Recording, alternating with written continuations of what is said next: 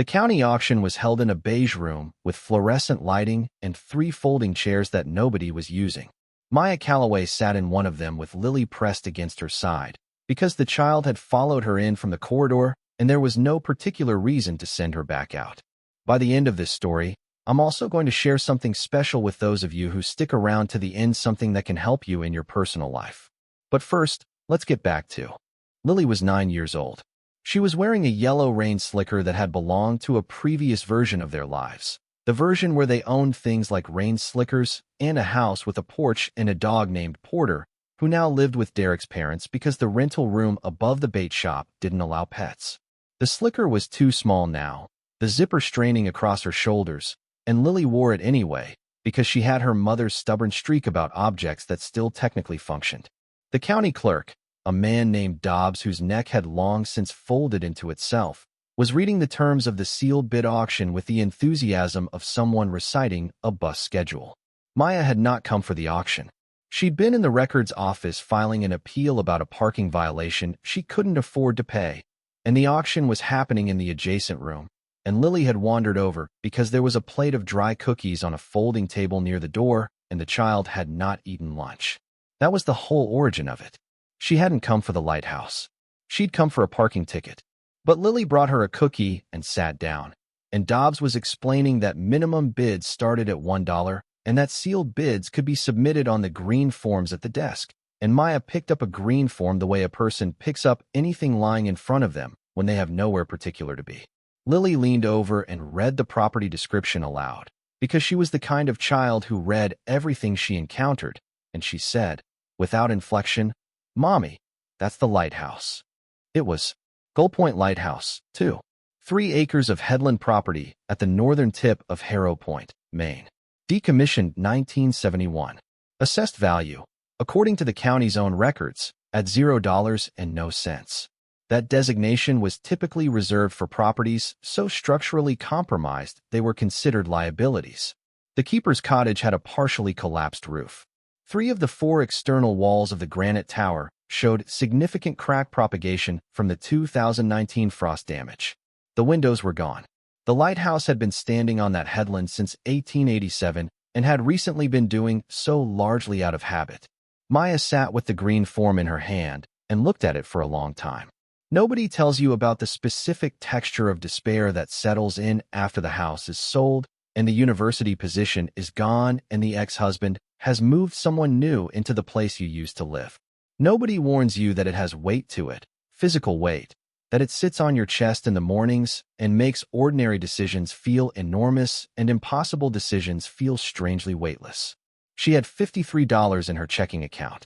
She was going to bid 50 of them on a lighthouse the county had publicly classified as a negative asset. She wrote $50 on the form and put it in the sealed envelope and handed it to Dobbs at the desk.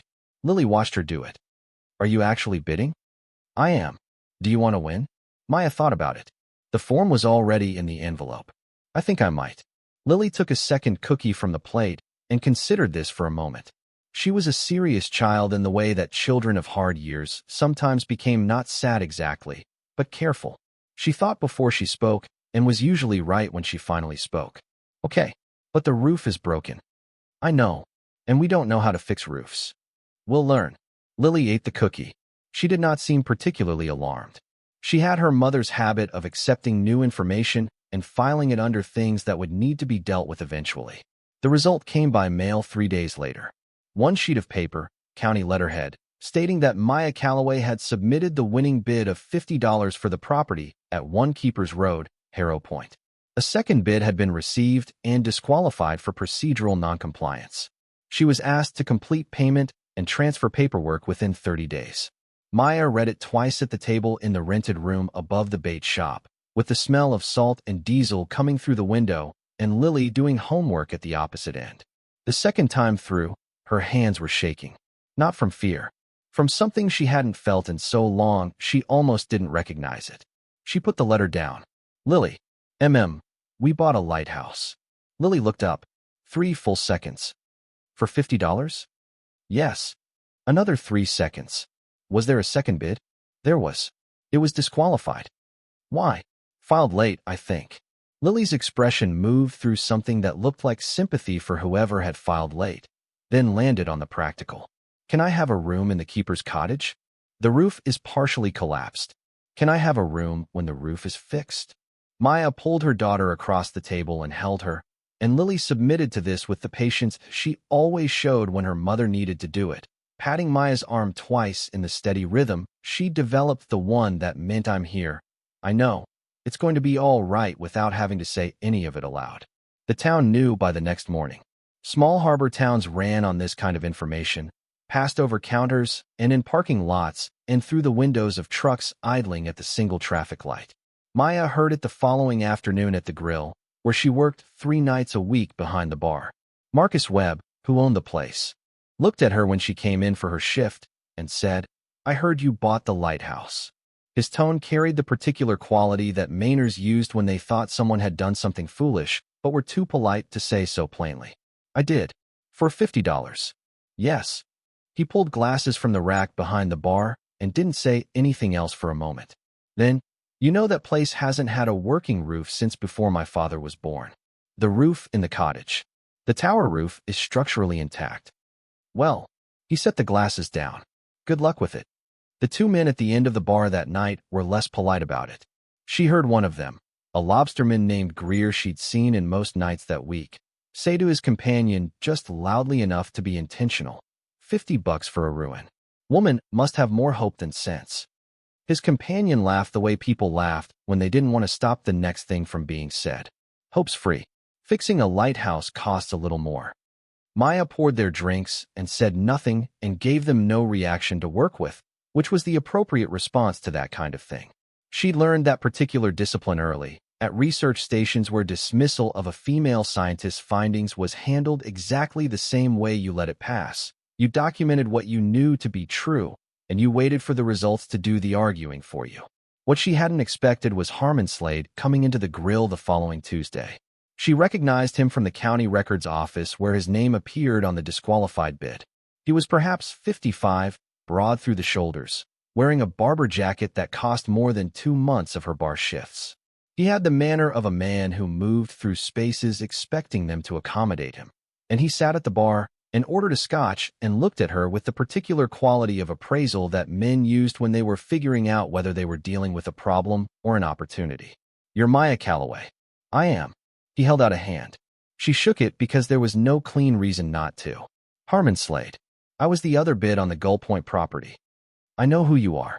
He smiled in a way that didn't reach anything useful. "Then you know I'm serious about that parcel. My bid was $40,000. I imagine that puts the county's assessment in some perspective for you." He let that sit there for a moment, then continued in the same reasonable tone.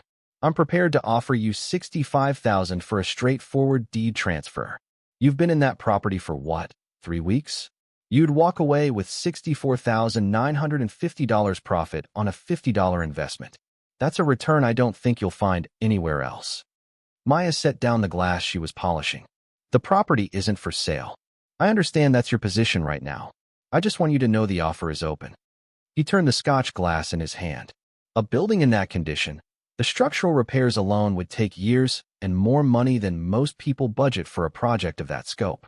The tower cracks will require a licensed engineer. The cottage roof needs full replacement before winter, or you're looking at catastrophic damage. The windows, the plumbing, the electrical. The county hasn't maintained that access road in 12 years." He said all of this pleasantly, as if listing considerations rather than making a case, though they were the same thing. "I have the resources to carry those costs. You may not." Maya looked at him steadily. "Is there something else I can get you?" Something shifted slightly in his expression. "Not much. Just the scotch. And think about the offer." He put a business card on the bar.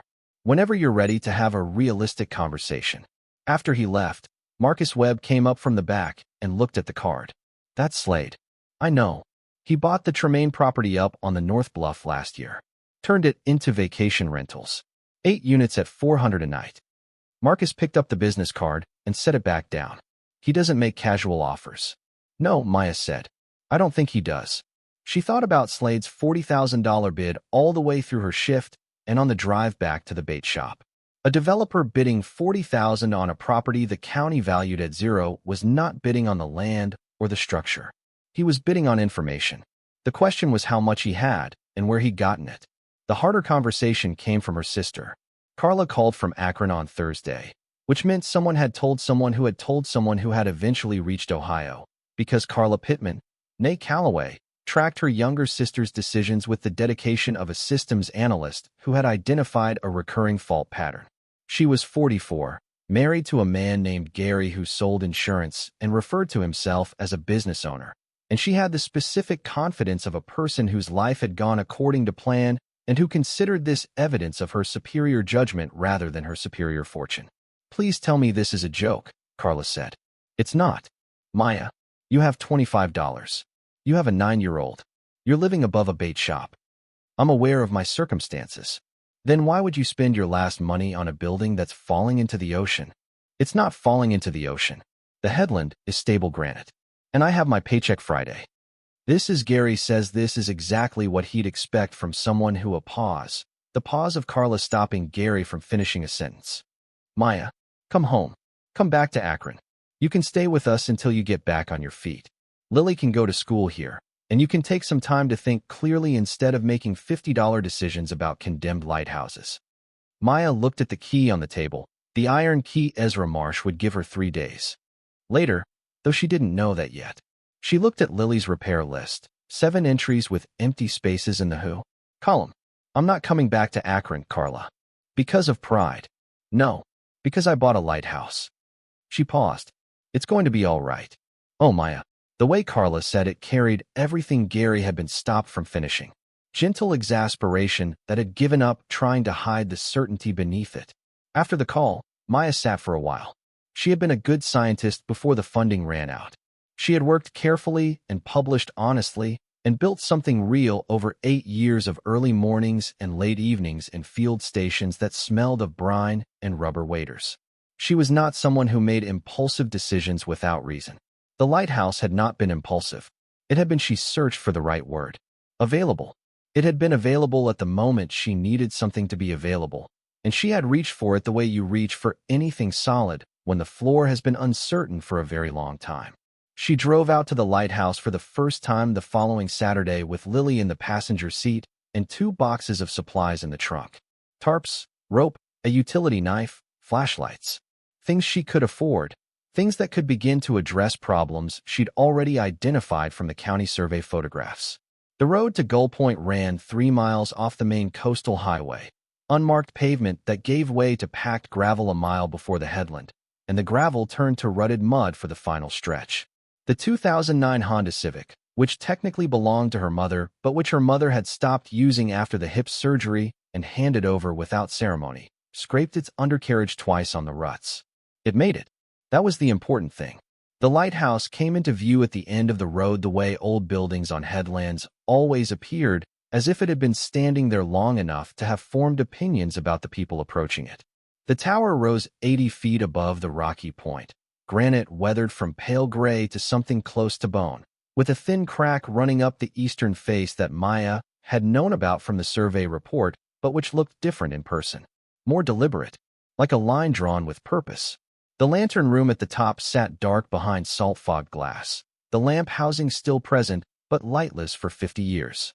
The keeper's cottage attached to the tower's base at a slight angle, as if the 2 structures had been introduced and never quite agreed on where to stand.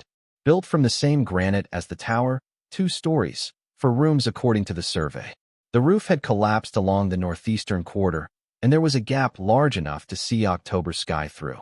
1 window remained with glass, a single parlor pane on the ground floor.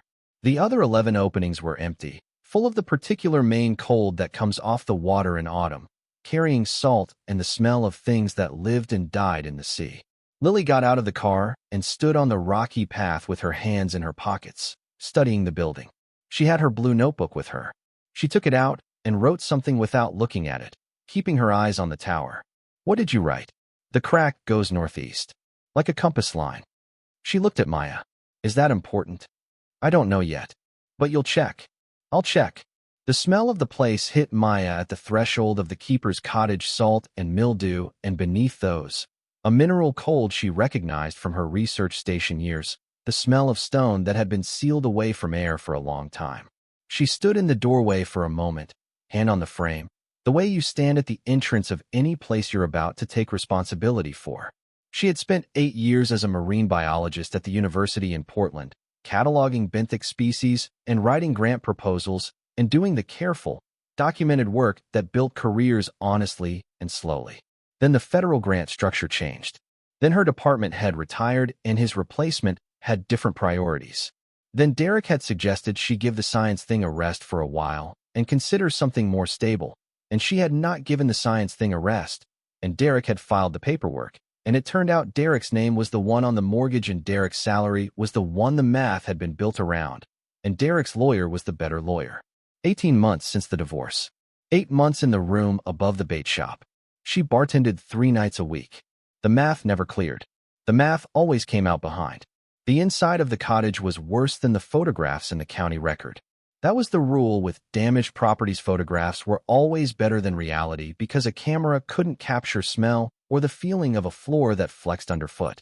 The parlor boards held when Maya tested them near the doorway but creaked in a way she didn't like, a sound of which stressed past its designed capacity. The walls showed water lines from years of breaches, horizontal marks that recorded the high points of each flooding event, a geological record of consecutive failures. The kitchen ceiling had come down in one section, plaster and lath in a moldy pile on the tile floor. Lily moved through the rooms the way she always moved through new spaces, completely and quietly, taking everything in before offering judgment. She paused in the kitchen and crouched to examine the fallen plaster, then touched the wall above where it had separated. This wall is warmer. Maya crossed to her. She pressed her palm flat against the plaster. The difference was marginal, the kind you'd dismiss if you weren't paying attention. But Lily was right. Through the cold plaster, something registered as less cold than the surrounding surfaces. Good eyes, Lily wrote in her notebook. Maya looked at the notation, warmer wall, kitchen, east side. They went upstairs.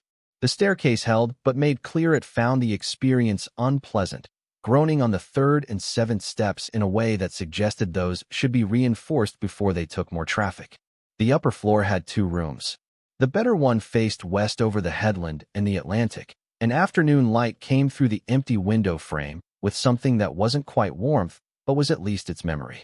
The worse room faced northeast directly into the collapsed roof section, October sky visible through the gap, the floorboards buckled from repeated water intrusion, black mold along the ceiling joists. Lily looked at the collapsed section for a long time. How do we fix that? Short term, tarps and temporary framing to stop water getting in. Long term, new roof boards and shingles, flashing around the chimney. We'd need a structural engineer to look at the joists first. Do we know a structural engineer? Not yet. Lily wrote this down. She had started a list, apparently, because she turned to a fresh page and began making entries in her careful, upright handwriting. Maya watched her daughter catalog things they didn't know how to do and people they hadn't yet met, and felt something in her chest that had nothing to do with grief. They spent an hour in the cottage, then circled the tower. The tower door was original 1887 steel, locked with a county padlock. Maya had the key they'd given her at the title transfer. The padlock opened, but the door resisted, swollen in its frame from decades of salt air. She put her shoulder into it, and it gave with a sound like something that had been holding its breath for a long time and had finally decided to let it out. Inside the tower, the smell was entirely different from the cottage. Not water damage and organic decay. This was stone and iron and grease, old machine grease, and something else she couldn't name, something dry and sealed away. The iron staircase spiraled upward inside the granite shaft, lit only by narrow slit windows placed every 30 feet. Maya tested the first few steps. Cast iron, fitted to a central column. She grabbed the handrail and pulled. Solid. Lily looked up the spiral. The lantern room, 80 feet above, was a circle of pale sky at the top. Can we go up? Not today. I want to check the stairs more carefully first. I want to know what we're climbing before we climb it. Lily accepted this. She was craning her neck upward, and she said without looking down, "There's something at the top before the lamp room. Do you see it?" Maya squinted upward. The light was dim. She could make out the iron stairs making their turns, the slit windows throwing angled light into the shaft, and where the shaft opened into the lantern room, she could see the iron floor plate, and she looked where Lily was looking a shape on the wall just below the lantern room level, in shadow, that might have been a door. What does it look like to you? A small door, Lily said. A door that doesn't want to be seen. They drove back to town in the gray afternoon light. Maya made pasta for dinner. She helped with homework. She waited until Lily was asleep, and then she sat at the table and opened her laptop and started reading about Cornelius Vane. He was not hard to find in the historical record, though the record was thin and inconsistent. Boston merchant, ship owner, built a modest commercial empire in the 1870s and early 1880s on the back of Atlantic freight trade. Well regarded in the commercial press. 3 ships lost on the Harrow Point Shoal in a single season of 1886, a run of losses that was attributed to bad weather by the official maritime inquiry and to excessive risk-taking by competitors who didn't like him. He commissioned the Lighthouse the following year and had it built in under 18 months, which was fast for a granite structure on a rocky headland, suggesting considerable resources applied with urgency. He donated it to the town of Harrow Point in 1889 and returned to Boston. By 1891, he had dropped from the commercial press entirely, which typically meant either death or scandal. Maya searched further. It was scandal. Fraud allegations connected to a customs documentation scheme. He'd been submitting falsified cargo manifests to avoid import duties on several categories of goods, and the investigation had widened to include questions about the source of some of the capital he'd used to build the lighthouse. He left Boston before the inquiry concluded. After 1891, no record. She wrote his name at the top of a clean page and below it, private chamber, 8 by 10, though she hadn't found those words yet. She wrote them later, after Agnes Pritchard and after Ezra Marsh. It was Lily who found the photograph.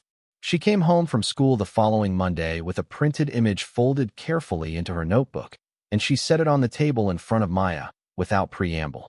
Miss Devane let me use the printer. It's from the Historical Society website.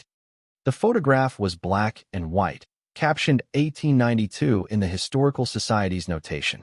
It showed Gull Point Lighthouse from the water, taken from a boat's deck, the tower, and keeper's cottage visible on the headland.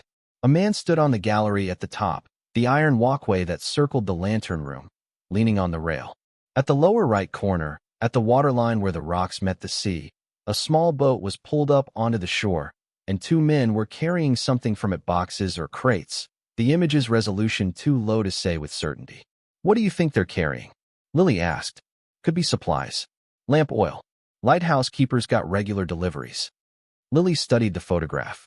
She pointed to the path visible on the left side of the image, the road approach that wound down from the main road. The path from the road goes that way. The roadside would be easier to carry things up. Why would you carry heavy things up? The rocks from the water when there's an easier way? Maya looked at her daughter. Because you don't want anyone on the road to see, Lily said, answering her own question. She wrote in the notebook. Maya looked at the entry, waterside delivery, 1892, 3 years after deed of gift to town. That's after Vane had already given it away, Maya said. He came back. Or someone came back for him. Lily underlined the entry twice. She had developed a notation for things she determined to be important, and double underlining was the highest designation. Can we go up the stairs this week? Saturday. I need to check them first. The next morning, Maya called Agnes Pritchard at the county records office. She'd spoken to Agnes at the title transfer, and Agnes had been precise and thorough in a way that suggested she knew considerably more than she was required to tell. She was 71 years old and had been in county records since 1978. You did not do that job for 43 years without developing a relationship with the properties you processed. I was wondering when you'd call, Agnes said. You were expecting me? Anyone who buys that lighthouse is going to call eventually. They all do. A pause. For people in the last 20 years got as far as filing interest. 2 submitted bids before you. The county set the minimum too high both times. You came in at the right number. The right number being $50. Any number that works. Agnes's voice was dry and pleasant. What do you want to know? Maya asked about the original construction, the history of ownership, the circumstances of the decommissioning. Agnes answered each question with the efficiency of someone accessing a filing system she'd built herself. Cornelius Vane, Boston merchant, privately funded the construction in 1887. The official story was charitable donation, public good, the lighthouse as a gift from a grateful man whose ships had come to grief on the shoal. He transferred the deed in 1889 and left Harrow Point. His business empire, Agnes said, collapsed under fraud allegations within 2 years. He was gone from the public record by 1891, and the town of Harrow Point kept his lighthouse and didn't ask too many questions about the man who'd built it, because the lighthouse worked and the ships stopped wrecking on the shoal, and that was what mattered. The lighthouse itself, Maya said. Was it ever used for anything other than maritime signaling? The pause on the line was not long, but it was measured. That's a question you'd want to ask Ezra Marsh. He's on Point Road, a quarter-mile from the property. He's 81 now, but he has his faculties. His grandfather was the last full-time keeper. He knows things that didn't get written down. She drove out to Point Road that afternoon before her shift. The house sat close to the road in the way of Old Main Properties, a Cape-style farmhouse with shingles gone gray, a dory upside down in the side yard with its hull freshly copper-painted, a vegetable garden with kale still standing in 3 rows, a woodpile along the east wall stacked with the precision of someone who had been stacking wood for 60 years and had arrived at certainty about the correct method. Ezra Marsh answered the door before she knocked. He'd seen her coming up the path. He was a tall man gone lean with age, with hands that looked shaped specifically for rope or oar handles. Canvas shirt, rubber-soled boots. He studied Maya with eyes that were the color of October water, blue-gray, and not in a hurry. You bought the lighthouse. I did. $50. Word travels. This is a small headland. He stepped back. Come in. The kitchen was warm from a wood stove in the corner. He made coffee without asking, set 2 mugs on the table, and sat across from her. On the wall above the table hung a photograph she recognized as a version of the one Lily had found Gull Point Lighthouse from the water, the tower and cottage visible on the headland. Your grandfather was the last keeper. Robert Marsh. Kept that light from 1931 to 1971. 40 years. He looked at the photograph. I spent summers out there as a boy. Know that building better than I know my own. Agnes Pritchard said you might be able to tell me things about the lighthouse that didn't make it into the written record. Ezra drank his coffee. He was deciding something. Maya waited, because she'd learned that some people needed to make their decision at their own pace, and that the correct response was silence. My grandfather never talked about it directly, Ezra said finally. The way men of that generation didn't talk directly about things they'd taken an oath on. But he talked around it, the way you can talk around something for 50 years and still never quite say it. He set down his mug. Vane didn't give that lighthouse away because he was generous. No, he gave it away because he was running. He needed it to look like a public donation so he could leave without being accused of taking his assets abroad. But he didn't want to leave without somewhere to put them first. He looked at her steadily. What do you know about the lens room? The Fresnel assembly is still in place. Nobody's been inside the lantern room since before the decommissioning, maybe long before that. The base mechanism of an 1887 second-order installation would be substantial. 2 tons at minimum. It would require a real foundation. The foundation that was there. Maya set down her mug. There's something below it. Ezra was quiet for a long moment. My grandfather never said it plainly. The year before he died, 1989, I was 45. He sat in my kitchen, not unlike this. He said to me, Ezra, that lighthouse was never just a lighthouse. Then he looked at me like he expected me to know what that meant. And when I didn't say anything, he said, Vane was a careful man. He built things to last. He made the light work because the light had to work. But he built other things nobody was meant to find until he came back for them. Ezra paused. He never came back. And your grandfather kept the light. And kept the secret. I don't know what he took as his reason to stay silent. Maybe he thought it wasn't his to disturb. Maybe he was afraid. The Vane family still had connections in Boston even after Cornelius fell. There were people who'd have taken an interest. He looked at Maya. My grandfather's been dead 35 years. Whatever was in that lighthouse has had no one's protection since the Coast Guard locked the door in 1971. The county never went into the lantern room. Had photographs taken from outside and called it sufficient. He pushed back from the table slightly. Can I ask you something? Please. Why $50? What made you bid it all? Maya thought about giving him the full answer, which involved a parking ticket and dry cookies and a child who read property listings aloud. She gave him the shorter version. My daughter saw the listing and was curious.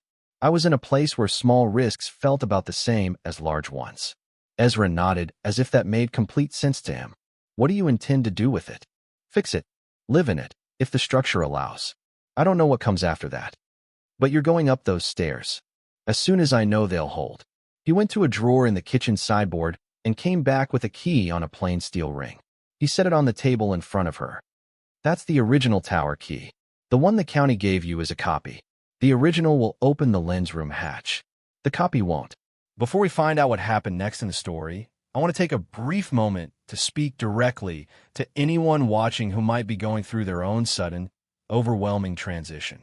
If you are navigating a bitter divorce, the loss of a spouse, or a financial shock, you know the hardest part isn't just the money.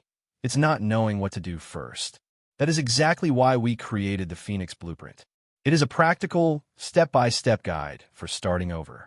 It doesn't have fluffy affirmations or vision boards. It is a tactical survival manual. It gives you the exact checklist for the first 48 hours, including the one rule you must follow. Do not make any decision you cannot reverse. It includes the Found Money worksheet, showing you exactly how to check state databases because 1 in 7 Americans actually has unclaimed money waiting for them right now. It even gives you word-for-word boundary scripts to use when family members pressure you for money or try to make decisions for you. You can get the entire guide right now for just $17. If you're watching on your TV, just pull out your phone, open your camera, and scan the QR code on the screen right now. If you're on a computer or phone, click the top link in the description. You don't have to figure this out alone. Now, let's get back to the story. My grandfather had duplicates made in 1965 and gave me the original when he retired. He looked at her steadily. I've held it for 54 years. I think it belongs with whoever was going to climb those stairs. Maya picked it up. It was old iron, hand-forged, heavier than it looked. You're not curious? She said. I was. I made my peace with not knowing. I'm 81 years old. Some things are meant for other people to find. He picked up his coffee. But I'd like to know, when you find something, whatever it is. I'll tell you first, Maya said. Before anyone else. He nodded, and she could see something in him settle. She drove back through the coastal gray afternoon and picked up Lily at the bus stop at 3:15. Lily came off the bus with her notebook under her arm and the expression she wore when she'd spent the school day thinking about something other than school. She didn't say anything until they were back in the room, and she'd set her backpack down and seen the key on the table. Lily looked at it for a moment. What's that? The original key to the lens room at the top of the lighthouse. An old man named Ezra Marsh kept it for 54 years because his grandfather was the last keeper. Lily picked it up carefully, turning it in her fingers. He just gave it to you? He said it was time for someone to climb those stairs. The 3-second pause came and went. When do we go up? Saturday. I need to check the staircase properly first. Maya sat across from her. Lily, I talked to Ezra today, and I looked into some things, and I think I'm starting to think Vane hid something in that lighthouse when he built it. Something substantial. Lily had her notebook open. Like treasure. Maybe. We thought that already. We speculated. Now I think we're right. Lily wrote something down. She drew a double underline beneath it and showed Maya the page. Warmer wall, kitchen, east side between the lens room and the cottage kitchen, same structural axis. The heat has to come from somewhere, Lily said. Even old heat. The wall is warmer on the east side. The lighthouse tower is on the east side. If there was a passage or a sealed space between them, a sealed space generates different thermal properties from the surrounding stone. The air inside would be static. The thermal mass would be different. She turned to another page. I asked Miss Vane for library time and found papers on building thermodynamics. Also on how Fresnel lens mechanisms work. Did you know the base of a second-order lens mechanism can weigh over 2 tons? I knew that. So they'd have built the floor to hold it. A stone foundation chamber, not just timber joists. She drew a small diagram, precise where she had information and honest about the gaps where she didn't. If someone built a vault below the mechanism itself would conceal it. Anyone examining the room would see the lens, the platform, the clockwork. They'd have no reason to look below. Maya looked at the diagram for a long time. Lily, you're 9 years old. I know how old I am. I just want to note that you worked this out in 2 days from publicly available sources. The library has a lot of books. Lily uncapped her pen. When we go up Saturday, I want to check the wall and the staircase on the east side. Around the 40th step, if the geometry works out. That's where a connecting passage would have to be. Maya spent 2 mornings checking the iron staircase step by step, alone, before sunrise, driving out to the lighthouse in the early gray dark with a flashlight and the deliberation of someone who understood that falling 80 feet inside a spiral iron shaft was the kind of mistake you only made once. She had Lily at school and a task she didn't want to rush and no one to call if something went wrong, which was a fair summary of her situation generally. Each step was cast iron fitted to a central column and a curved outer stringer. She tested each one with her full weight before moving to the next, watching the joint where the tread met the column for any sign of stress fracture or rotational movement. The handrail was wrought iron, cold and rough under her palm, original to the construction, and it held firm. Whoever had built this tower had built it to last past any reasonable expectation of need, which was a quality she was beginning to understand was characteristic of Cornelius Vane's engineering decisions. The first morning she reached the 44th step before the light coming through the slit windows got too low to work safely. She came back the second morning with a better flashlight and a notebook where she logged each step's condition in the same shorthand she'd used in field assessments. Okay, watch, reinforce with the step number beside it. 22 steps to the first landing. The narrow window there gave her a view over the headland, the Atlantic pale and chop-marked in the autumn wind, the horizon gray and absolute. She kept going. 44 to the second landing. 66 to the third. On the second morning, at the 41st step, she saw what Lily had predicted. The stonework on the east side of the tower shaft was different from the rest. The outer walls were granite, irregular stones set in mortar in the style of the period, each course laid with care, but with the natural variation of hand-laid masonry. In one section approximately 4 feet wide and 6 feet tall, starting at the 41st step and running upward, the stones were different. Cut more precisely, set in slightly different mortar, and when she pressed her palm flat against them, noticeably cooler than the surrounding wall. A sealed space behind cut stone would be cooler than the surrounding rubble masonry. The air inside would be static, the thermal mass different, the absence of circulation producing its own distinct signature against stone that had been breathing the tower's salt air for over a century. She pressed her ear against the surface and rapped once with her knuckle, listening carefully the way she'd once listened to hull samples to assess water infiltration. The sound that came back was not the dense thunk of solid stone behind solid stone. It was something slightly hollow. Not dramatically, not obviously. Enough. She photographed and measured and made notes. Then she went back down the stairs and sat in the keeper's cottage with her hand against the warmer east wall, the same east wall from the other side. And she understood that there was something between the cottage and the tower that the county survey had never found because the county survey had never gone inside the tower. She called Agnes Pritchard again that afternoon. The original architectural plans, Maya said, for the 1887 construction. Do they exist? The county archive has what survived. The original plans were filed with the deed of gift in 1889. Some pages were lost in a 1938 flood, but most of the main drawings are there. Can I see them? You're the owner of record. Come by tomorrow. The plans were on drafting paper, large sheets that had never quite relaxed back to flat after decades rolled in storage. Agnes spread them on the light table and weighted the corners with brass seals from the county clerk's collection. The drawings were detailed in the way that 1887 professional engineering drawings were detailed, every measurement marked, every material specified, the draftsmanship precise and assured. Maya found it on sheet 4 of 7. The section drawing of the tower base showed the foundation, the spiral stair column, the outer walls. Along the east interior wall between the 38th and 44th steps, annotated in different ink from the main drawing, added later, in a penmanship slightly different from the original, private chamber, 8 by 10. Below it, in the same later hand, access via lens platform mechanism, lever F. Do not modify or remove. Maya stood at the light table for a long time. Agnes watched her from across the room with the expression of someone who had waited quite a while to see what a particular piece of information would do to the person who found it. You've seen this before, Maya said. I found it in 1991 during an archiving project. I've thought about it for 33 years. Agnes folded her hands on the countertop. Nobody else has ever asked to see these plans. You didn't tell anyone. I'm a records clerk. My job is to maintain the records and make them available to the people entitled to see them. Nobody entitled to see them asked. She looked at Maya. You asked, what do you think is in there? Agnes was quiet for a moment. I think Cornelius Vane was a frightened man with a great deal that needed hiding, and I think he built himself somewhere to put it. And I think it's been waiting there for 136 years. She paused. I also think you should be careful about who finds out you're looking. Maya drove home. She picked up Lily at the bus stop and made dinner and helped with homework.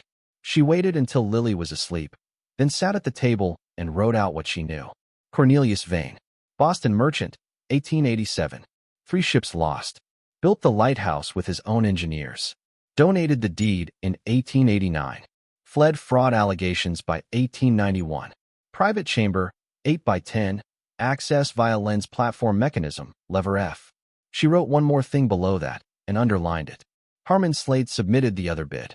Marcus Webb at the grill had mentioned it 4 nights earlier. Slade had come in, and he'd asked about the Lighthouse sale, and he hadn't been easy about it. She'd looked up the competing bid record at the county office. Harmon Slade, owner of Slade Coastal Properties, had submitted $40,000. His lawyer had filed the envelope 3 hours after the deadline because the lawyer had misread the cutoff as noon instead of 9 in the morning. $40,000.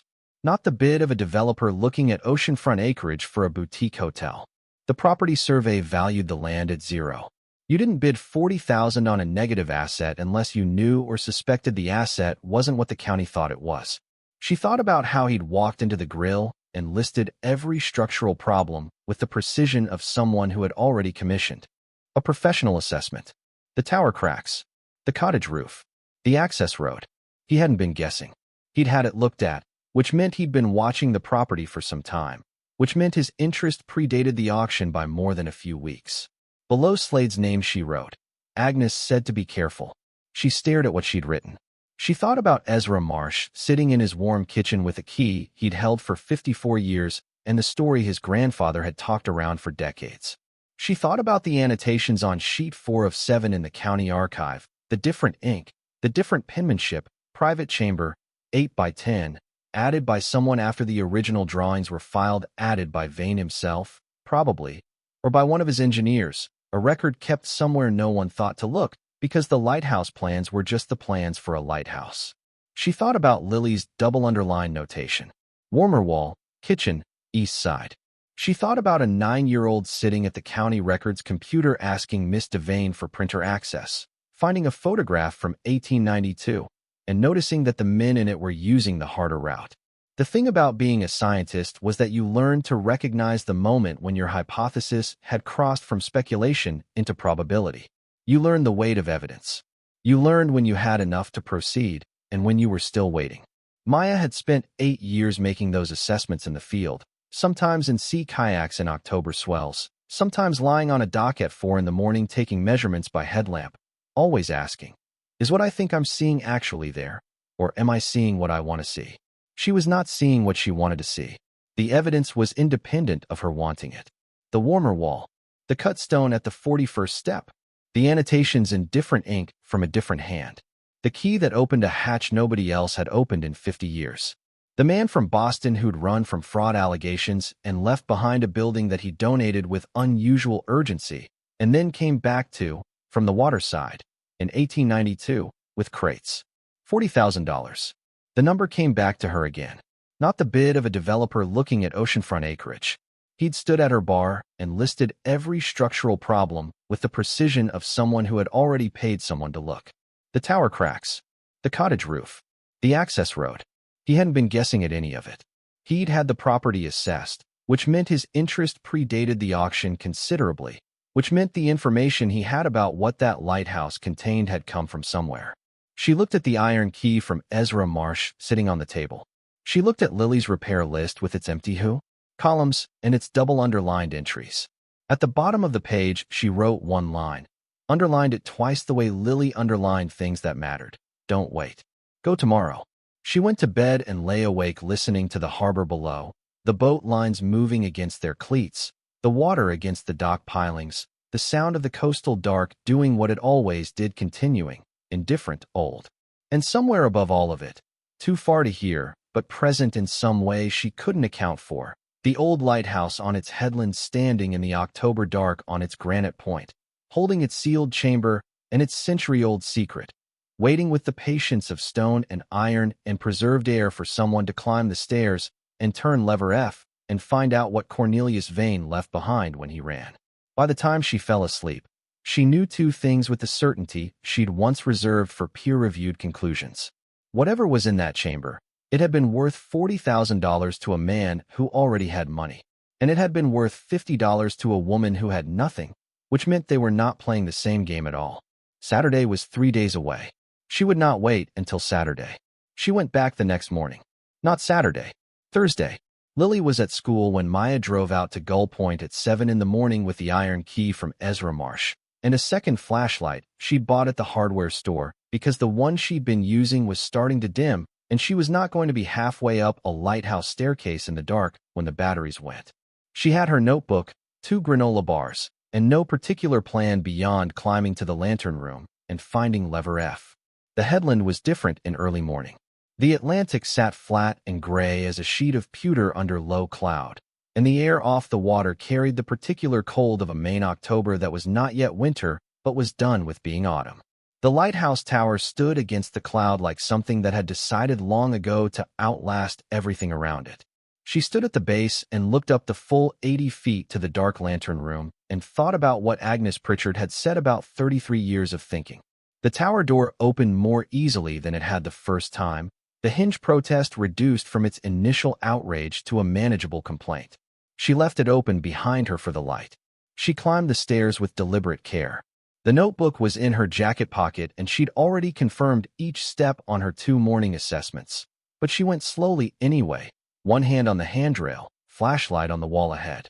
She wanted to look at the 40th through 44th steps again in better light before she continued up, to see if there was anything she'd missed in the early darkness of the previous mornings. At the 41st step she stopped and crouched, playing the flashlight beam at a low angle across the east wall. The cut stone section was visible at this angle in a way it wasn't when you were simply climbing past. The different mortar caught the angled light and the seam. Between the cut section and the surrounding rubble masonry became a line, deliberate and clean. She worked the beam slowly from bottom to top of the section, then across it horizontally.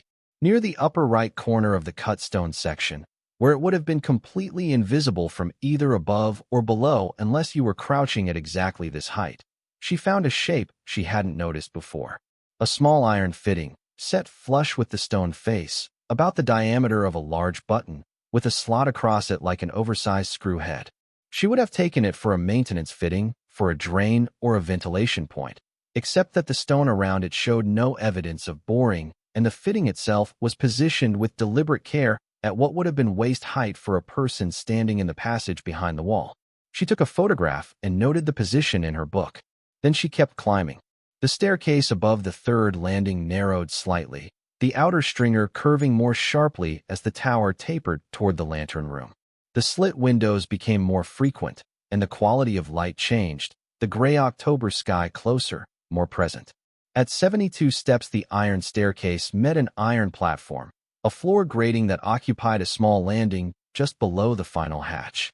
The hatch itself was set into the ceiling of the platform, circular, iron, with a locking mechanism on its underside. She brought out Ezra's key. The key fitted the lock on the first try, which was either good engineering or good luck or both. The lock turned. She pushed upward against the hatch, and it resisted, not locked, just decades of compression and salt air having done what they always did to iron against iron. She pushed harder, both hands now, using her legs to drive the pressure up through her arms. The hatch gave with a sound she felt as much as heard, a release, like something that had been holding for a long time finally deciding to stop. She came up through the opening into the lantern room. For a moment she simply stood and let the space register. The room was circular, perhaps 15 feet in diameter, walled on all sides by arched panes of glass in iron frames, the storm glass panels that protected the lens from the elements. Most were intact, though a few had crazed with age and one in the northwest quadrant had cracked clean across, allowing a finger of cold salt air into the space. The floor was iron grating, original, worn smooth in the center where keepers had walked their circuits. And at the center of the room stood the lens. It was extraordinary, even covered in 50 years of accumulated grime, even standing in gray October light filtered through salt-hazed glass. The second-order bivalve Fresnel lens was an extraordinary object. It stood 6 feet tall and perhaps 4 feet wide, its prismatic glass panels arranged in interlocking rings around the central lamp chamber, each panel cut to mathematical precision and set at the exact angle required to bend and focus light into a beam that could carry 20 miles across open water on a clear night. The glass was still intact, all of it, as far as Maya could tell, moving slowly around the circumference. Someone had built this thing in Paris in 1886 and shipped it across an ocean and installed it in a granite tower on the Maine coast, and it had turned for 84 years before the last keeper retired. And here it was, unchanged, waiting. She was a scientist. She understood the engineering of it. She understood the optics, the mathematics of the lens geometry, the thermodynamics of the lamp system. But standing next to it in the early morning quiet, the sound of the sea 40 stories below coming up through the cracked panel, she felt the same thing she'd felt standing in the deep ocean, watching bioluminescent organisms light the water around her research kayak, the particular awareness of being in the presence of something that operated on principles larger and older than the person observing it. She gave herself 30 seconds for that. Then she went to work. The base of the lens mechanism occupied most of the room's floor space. The clockwork housing was a cast iron cabinet approximately 3 feet square and 4 feet tall, positioned directly below the lens assembly, connected to the rotating platform by a shaft that ran up through the center of the lens. The housing was covered in the same grime as everything else in the room, but when Maya wiped a section of the surface with her sleeve, she found the iron beneath in better condition than she'd expected. Surface corrosion, some pitting, but structurally sound. The casting marks on the housing read Chance Brothers, Birmingham, 1886, the same British firm that had manufactured most of the major Fresnel lens installations along the Atlantic seaboard. She moved around the housing slowly, examining each face. The front face had the winding mechanism access, a hinge panel with a recessed handle where the keeper would insert the winding key to maintain the clockwork rotation. The rear face showed the maintenance access panel, a larger hinge door for internal servicing. The left face was blank iron, unbroken surface. The right face, she moved to the right face and crouched, had a series of fittings along its upper edge. Maintenance points, lubrication ports, numbered with a small stamped letter beside each one. She found the letters in sequence: A, B, C, D, E, F. Lever F was not a lever in the conventional sense. It was a small iron bar, perhaps 4 inches long, set horizontally in a recessed channel on the housing face, the same type of fitting she'd seen on the east wall of the staircase below. At rest, it lay flat in the channel. The engineering was simple and precise. It was a 2-position switch, designed to be moved from horizontal to vertical by rotating it 90 degrees. Nothing about it suggested it was anything other than a maintenance point. Nothing labeled it as the mechanism that would shift stones. She thought about the annotation in different ink on sheet 4 of the architectural plans. Access via lens platform mechanism, lever F. Do not modify or remove. She thought about Ezra's grandfather spending 40 years in this tower, climbing these stairs daily, tending the clockwork, winding the mechanism, keeping the light. 40 years of walking past lever F and knowing it was not his to touch. She put her hand on the lever. She held there for a moment, her palm warm against cold iron. 136 years since Cornelius Vane's engineers had installed this fitting. Whatever was on the other side of that wall had been sealed in place since sometime before 1891, when Vane left Boston and dropped from the public record. Since before the 20th century. Since before the First World War, before the Depression, before the Second World War, before the Coast Guard walked up these stairs in 1971 and locked the door and handed a copy of the key to the county and forgot about it. She rotated the lever 90 degrees, from horizontal to vertical. The sound came from below. Not loud, not the dramatic grinding of movie mechanisms, but definite. A low mechanical event. iron moving against iron and stone against stone, transmitted up through the tower's granite walls as a brief vibration she felt through her boots more than heard with her ears. It lasted perhaps 3 seconds. Then it stopped. She stood in the silence of the lantern room for a moment. The sea moved below. Wind pressed against the cracked glass pane in the northwest quadrant. The Fresnel lens stood in the center of the room, patient and indifferent. She went back to the hatch and down the stairs. At the 41st step she stopped and brought up the flashlight. The cut-stone section had changed. The panel had shifted not dramatically, not swung wide open, but moved perhaps 2 inches out of the plane of the surrounding wall, the movement exposing a gap along its left edge where there had been no gap before. The gap dark and carrying the particular smell of a space that had been sealed and was now breathing for the first time in a very long time. Dry, cold mineral. Not the salt and mildew of the tower. Something older than salt. She ran her fingers along the edge of the panel.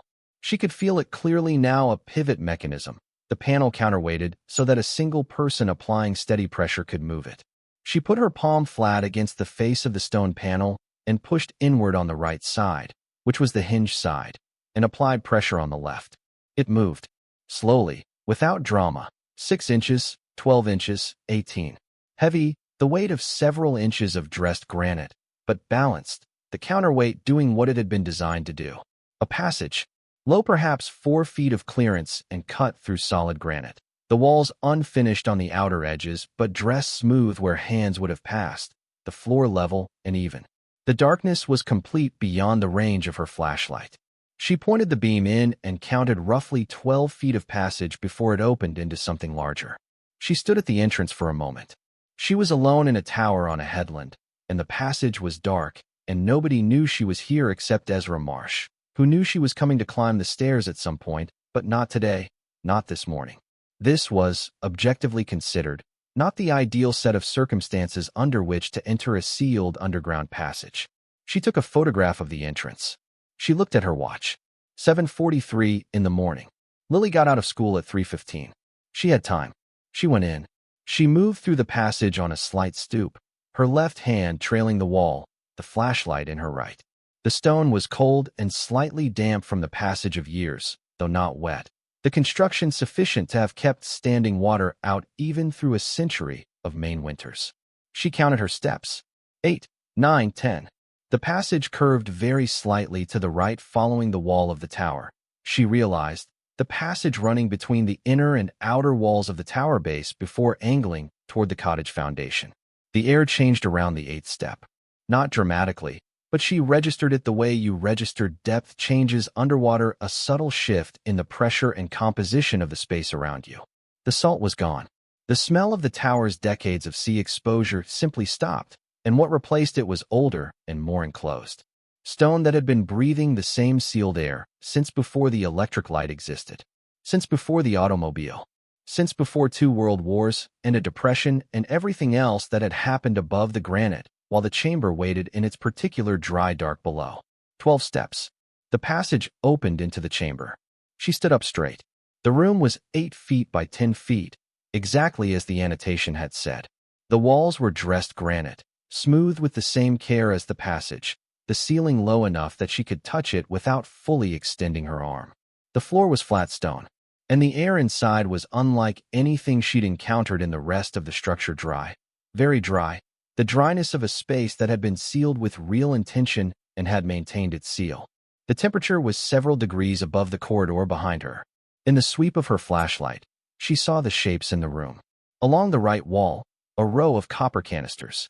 Each was perhaps 14 inches tall and 6 inches in diameter, sealed at the top with a fitted copper cap. There were 47 of them, as best she could count, standing upright in a purpose-built wooden rack that had grayed with age but held its form, the wood dry enough that it hadn't rotted. Whoever had built the rack had built it to last. Against the back wall, a leather case. Large, flat, the kind of case that might hold documents or drawings, perhaps 2 feet wide and 18 inches tall. Sealed with 2 brass latches that had turned green with age but remained intact. Along the left wall, a row of oilcloth tubes, each approximately 3 feet long and 4 inches in diameter, sealed at both ends with a wax that had darkened to near black over the decades. There were 14 of them in a second wooden rack, horizontal, each one labeled in faded ink she couldn't read yet from this distance. She stood in the center of the room with the flashlight and turned through a slow circle. The smell was dry paper and old copper and something faintly organic she couldn't place. Not decay, more like the absence of decay, like the smell of things that had been preserved against their own inclination to change. She walked to the copper canisters and crouched in front of the first one. The cap was fitted, not threaded, pressed into place, and held by compression and the passage of decades. She worked the edge of the cap with her fingernail, felt it give slightly, then gripped it and pulled. It came free with a sound like a small breath being released. The smell that came out of the canister with that breath was copper and felt, and something that resolved, as she brought the flashlight close, into the smell of old metal of a very specific kind. She looked inside. A column of coins, wrapped individually in chamois leather, stacked in a precise column that reached to within an inch of the canister's lip. She lifted out the top coin in its wrapping and set the canister down carefully and unwrapped it. The silver dollar was large and cool in her palm, its surfaces clean in a way that suggested the chamois wrapping had done its job across a century. She turned it to the flashlight. The date on the obverse read 1804. She was a marine biologist, not a numismatist. But she was a scientist and she knew how to look things up, and in the weeks since she'd started investigating the lighthouse, she had done considerable reading about what might plausibly be hidden in an 1887 vault by a Boston merchant who needed to convert his wealth into portable, durable, concealable form. She knew what an 1804 silver dollar was. She knew that 15 were believed to exist. She knew that the last one to sell at public auction had reached $3.3 million. She sat down on the floor of the chamber, her back against the copper canister rack, her legs in front of her, the 1804 silver dollar in her palm, the flashlight balanced across her knees, throwing its beam at the ceiling. 47 canisters, 14 oilcloth tubes, one leather case, a private chamber annotated in different ink on plans filed in 1889, unseen by anyone until Agnes Pritchard found it in 1991 and Maya Calloway looked at it in 2024. A lever in a lighthouse that nobody had climbed in 50 years. A $50 bid from a woman who had nowhere else to be. She sat on the floor of the chamber for what turned out to be about 20 minutes, though it felt like considerably less. She was not crying. She was breathing slowly and deliberately, the way she'd learned to breathe during difficult field conditions, steady, measured, giving the nervous system time to do its work. She had not had an easy 2 years. She had not been, if she was honest, particularly steady. The divorce had taken something from her that wasn't the house or the car or the salary, something harder to name, the confidence that she was capable of building a life that held together. She had watched herself make decisions driven by whatever was in reach rather than whatever was considered, and she had accepted the room above the bait shop as fair punishment for a series of failures she held herself responsible for even when they weren't entirely her fault. She had watched Lily adapt to each new set of diminished circumstances with a grace that shamed her, because the child was 9 and shouldn't have had to become that steady, that accommodating, that skilled at the particular competence of making the best of less. And then she had picked up a green form. She sat with the 1804 silver dollar in her palm and the flashlight beam on the ceiling, and she thought, you don't have to explain this to anyone. Not to Carla, who thought she was running from reality. Not to Derek, who thought she was performing some kind of extended breakdown dressed up as entrepreneurialism. Not to Greer at the end of the grill bar, who had been amused at her expense and didn't know yet that he was going to have to find something else to be amused by. She put the 1804 silver dollar back in its chamois wrap and put the wrap back in the canister and pressed the cap back into place. Then she got up, dusted off her jeans, and walked back through the passage to the staircase. She climbed down to the cottage level, walked through to the parlor, and sat in the one chair the previous county inspector had apparently left in the room, a Windsor chair with a cracked rung, and called Agnes Pritchard at the county records office. Agnes picked up on the second ring. I found lever F, Maya said. A pause. And I need to ask you something carefully. Is there a protocol for notifying the county when a property owner discovers something of potential historical or financial significance in a recently purchased parcel? The pause that followed was longer and more deliberate. Yes, there is. Section 14 of the County Property Code. Another pause. How significant? Maya looked at the ceiling of the keeper's cottage parlor, the single intact window admitting a column of gray October light. She thought about the 1804 silver dollar. She thought about the 14 oilcloth tubes and what she suspected was inside them. She thought about the leather case against the back wall. Significant enough, she said, that I'm going to need a lawyer before I tell anyone else what I found. Agnes was quiet for a moment. There's a woman named Ruth Carey in Bangor. She specializes in property law and estate recovery. She's retired from the bar, but she still takes cases that interest her. A pause. I've had her number in my Rolodex for 33 years. I believe I've been saving it for this phone call. She called Ruth Carey that afternoon and scheduled her for Monday. Then she drove to Ezra Marsh's house on Point Road because there was something she wanted to ask him, something that had been forming since the moment she stood in the lens room and understood that a man had climbed those stairs for 40 years while keeping a secret that lived just below his feet. Ezra was stacking wood in the side yard when she pulled up.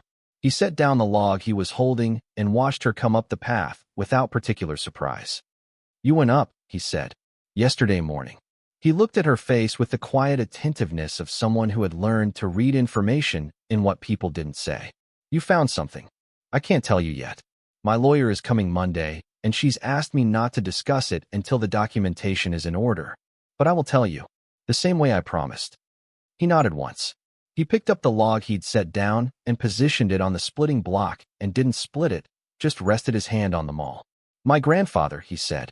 "He talked about sounds." Maya stopped. "What sounds?" "In the tower. He mentioned it to me once, years ago, the way he mentioned things when he wanted to tell you something without telling you something. He said that sometimes, when the night was very still and the wind was down, he'd hear a sound from the staircase shaft. Not a mechanical sound, he said. More like stone settling.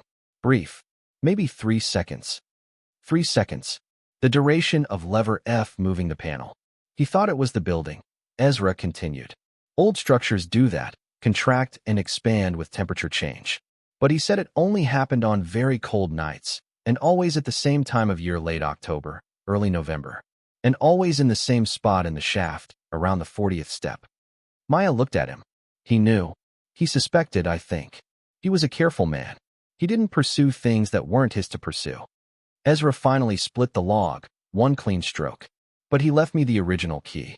He could have let it go with the decommissioning in 1971. He didn't. She drove back to town with the cold October air coming through the window and the particular clarity that came from things falling into their proper positions. Robert Marsh had heard the mechanism for 40 years.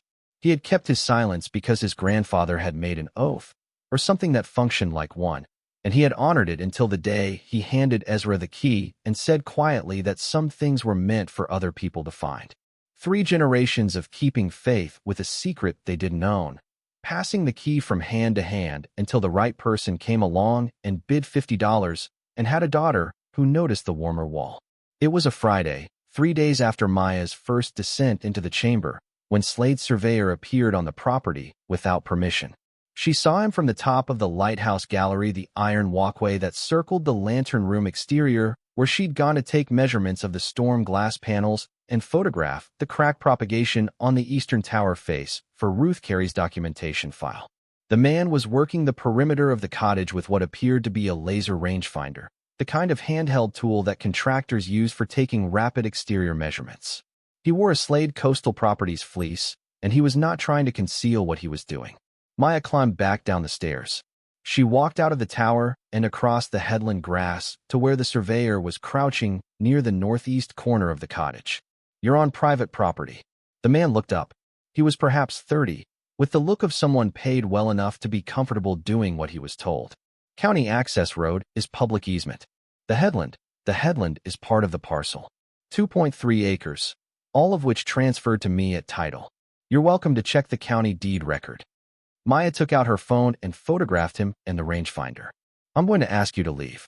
If you're back here without my written permission, I'll be contacting the county sheriff." He left without arguing. She watched the truck go down the gravel road and stood on the headland in the October wind for a moment, the sea loud on the rocks below. She called Ruth Carey on the drive back to town. "How much does Slade know?" Ruth asked. Her voice on the phone was direct and unhurried. The voice of someone who had practiced law for 40 years and had no time left for indirect approaches. I don't know exactly. He bid $40,000 on a property the county valued at zero, so he knows something. He had someone surveying my exterior today. He's made one direct offer and cited every structural problem with the precision of someone who'd already had it assessed. Does he know about the chamber? I don't know. If he does, he's had access to the county architectural plans at some point. Agnes says he's been asking questions at the records office. What did he see in those plans? The same annotation I saw. If he looked, private chamber, 8 by 10, access via lens platform mechanism. He'd need to understand what a lens platform mechanism is to know what to do with that. He's a developer, not an engineer. But he might have hired someone who understood it. Yes. Ruth was quiet for a moment. Listen to me carefully. Do not bring anyone into that chamber who isn't covered by attorney-client privilege or whom you haven't first cleared with me. Do not discuss the contents with anyone except me and your daughter. You said she was with you when you first entered? No. I was alone the first time. She doesn't know what I found yet. Tell her. She's your family and she has a right to know what this is. But nobody else until we have the documentation in order and the valuations done. If Slade gets ahead of you legally, he can tie this property up and challenge proceedings for years on the basis of any procedural error you make in the next 2 weeks. A pause. I'm driving up from Bangor Monday morning. Don't open anything else until I've seen the chamber.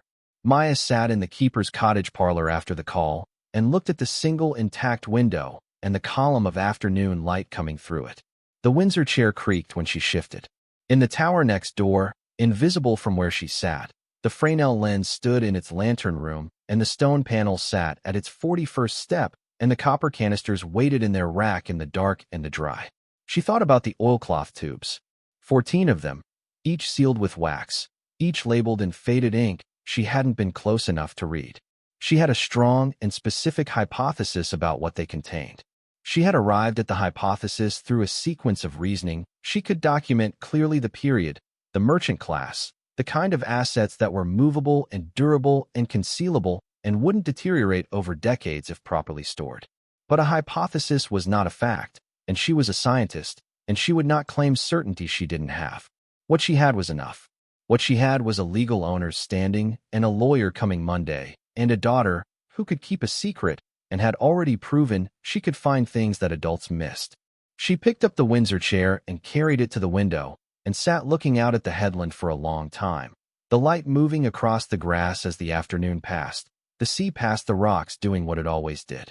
Maya picked Lily up at the bus stop that afternoon and drove not to the bait shop, but out to the Lighthouse. Lily noticed the change in direction without being asked. Are we going to the Lighthouse on a school day? I have something to show you. Lily looked at her face and seemed to reach a conclusion. She didn't say anything else. She held her notebook in her lap and looked out at the coast as they drove, and Maya could see her working through possibilities in the same way she worked through math problems systematically, starting at the outer edges and moving inward. They parked on the headland.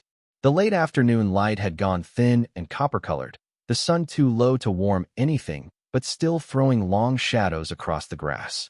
Maya brought both flashlights. Lily climbed the stairs with the steadiness of a child who had been told to be careful and intended to be. She held the handrail the way Maya had told her to, tested each step with her foot before weighting it, kept her eyes ahead. She did not ask questions until they reached the 41st step and Maya stopped. Look at the wall. Lily looked. She crouched immediately, lowering herself to examine the cut stone section at closer range. She ran her fingers along the seam between the cut stone and the surrounding masonry, the same thing Maya had done, and then she found the iron fitting near the upper right corner, the maintenance point disguise, and she studied it without touching it. It moved already, Lily said. The panel. Look at the gap on the left side. It did. I moved it from up in the lens room. Lever F. Lily stood up slowly. She looked at the gap in the wall. It was perhaps an inch now, the panel having settled slightly back toward its original position after Maya had released the pressure that held it open, just enough to see darkness on the other side. You went in, Lily said. Yes. Lily looked at her mother with full attention. What did you find? Maya looked back at her daughter. She had thought about how to say this for 3 days. She had sat with the knowledge alone and turned it over and considered it from different angles and run the numbers in rough estimates that made her sit down every time she tried to hold them steady. She had not told Carla. She had not told Marcus Webb or Greer the lobsterman or any of the people who had watched her buy this property with their particular brand of concern-shaped condescension. She had told Ruth Carey enough to get legal representation started. She had told no one else. She pulled the passage panel open and handed Lily the flashlight and said, "Go look." Lily went in without hesitation. Maya followed, ducking under the low ceiling of the passage, feeling the temperature change as they moved from the tower's ambient cold into the dry stillness of the sealed space. She heard Lily's footsteps ahead of her, careful, deliberate, then a silence that lasted a long time. When Maya came through into the chamber, Lily was standing in the center of it with the flashlight beam moving slowly across the walls. The copper canisters, the leather case, the oilcloth tubes. Her face in the reflected light was the specific face she made when she was absorbing something that exceeded her prior estimates. She did not speak for a full minute. She turned in a slow circle the same way Maya had turned, slowly and completely, letting the inventory settle. Then she crouched in front of the copper canister rack and counted the canisters with her finger, touching the side of each one lightly. And then she stood and counted the oilcloth tubes. And then she turned and counted them again. And Maya could see her checking her own work the way she checked her math homework, going back to verify before she committed to the answer. "All of it," Lily said. "All of it." Lily walked to the copper canister rack and crouched, examining the canisters without touching them. She counted them. Maya watched her lips move as she counted.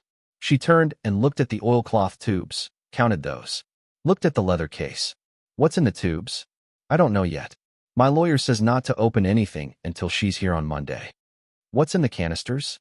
Maya crossed to the rack and picked up the same canister she'd opened 3 days earlier. She pried the cap off and held it toward Lily. Lily looked inside. She reached in and carefully extracted the top coin in its chamois wrap and turned it in her fingers before unwrapping it. The way she handled things she'd been told were fragile. When the chamois came away, she held the 1804 silver dollar in her palm and brought the flashlight to bear on it. She looked at the date for a long time. "What does this date mean?" "That coin is one of 15 known to exist. The last one that sold at auction went for $3,300,000. Lily was very still. Maya watched her daughter hold the coin and look at it and do the thing she always did when she was processing something large, the 3-second pause. But longer now, 5 seconds, 8, 10. The flashlight in her other hand threw a steady beam at the canister rack. 47 canisters. "How much is it worth?" Lily said. "All of it. Roughly. I don't know yet. We need experts to tell us. But roughly the coins alone, if the rest of the canisters contain what I think they contain, could be worth $180 million. Maybe more." Lily absorbed this. "The tubes. What do you think is in them?"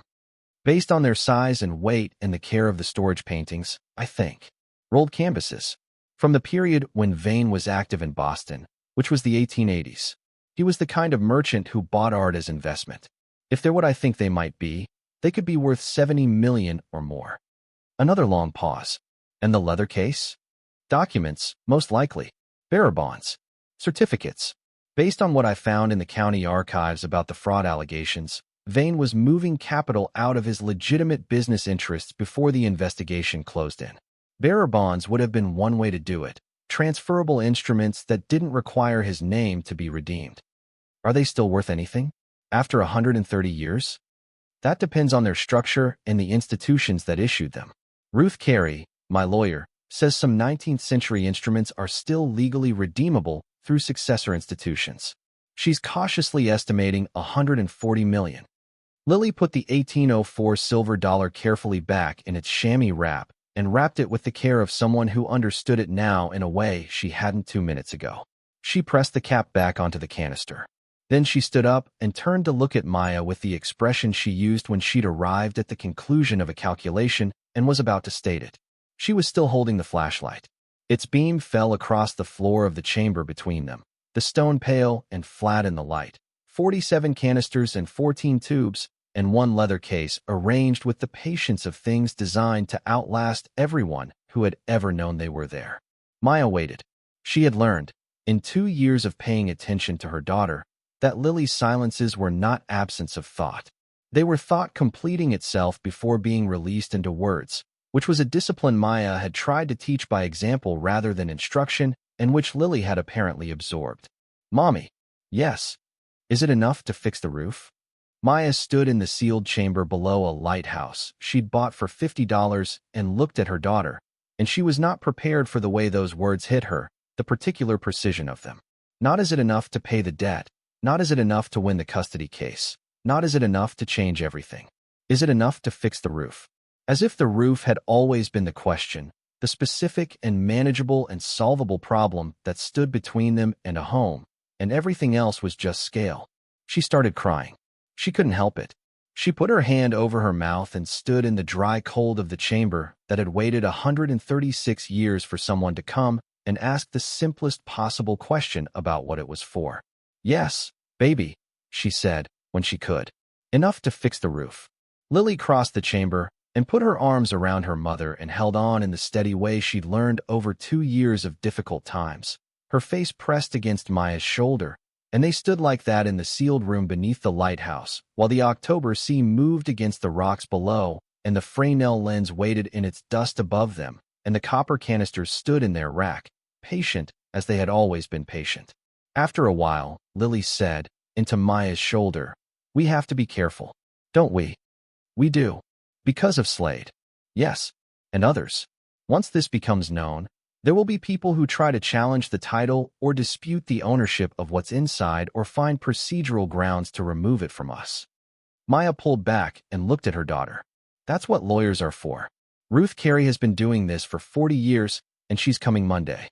We do nothing without her until the legal position is secured." Lily nodded once, firmly.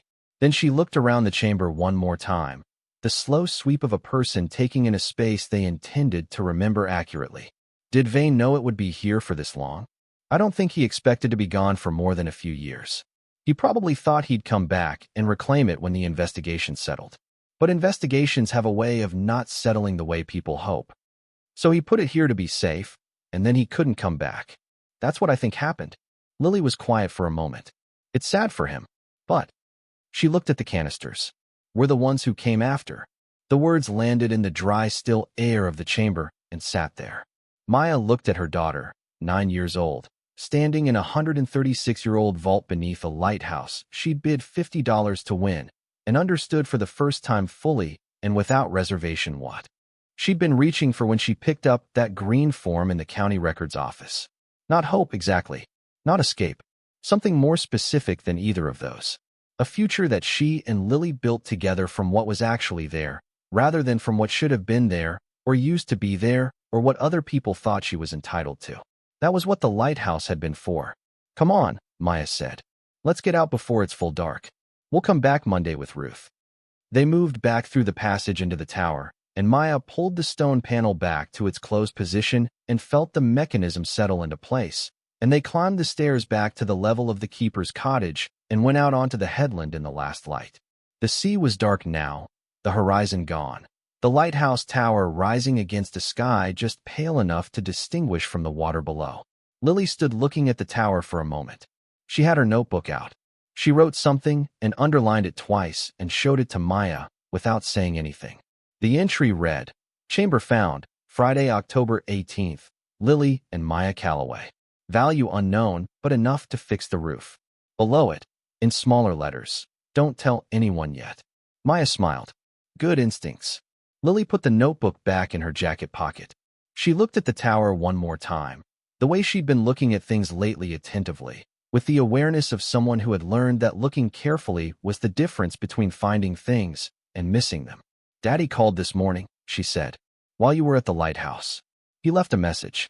He said he heard from Aunt Carla that you bought a lighthouse, and he wanted to know if there was anything valuable in it, because he has a right to know about things that affect my welfare." Maya stood very still. The wind came off the water and moved the grass around their feet.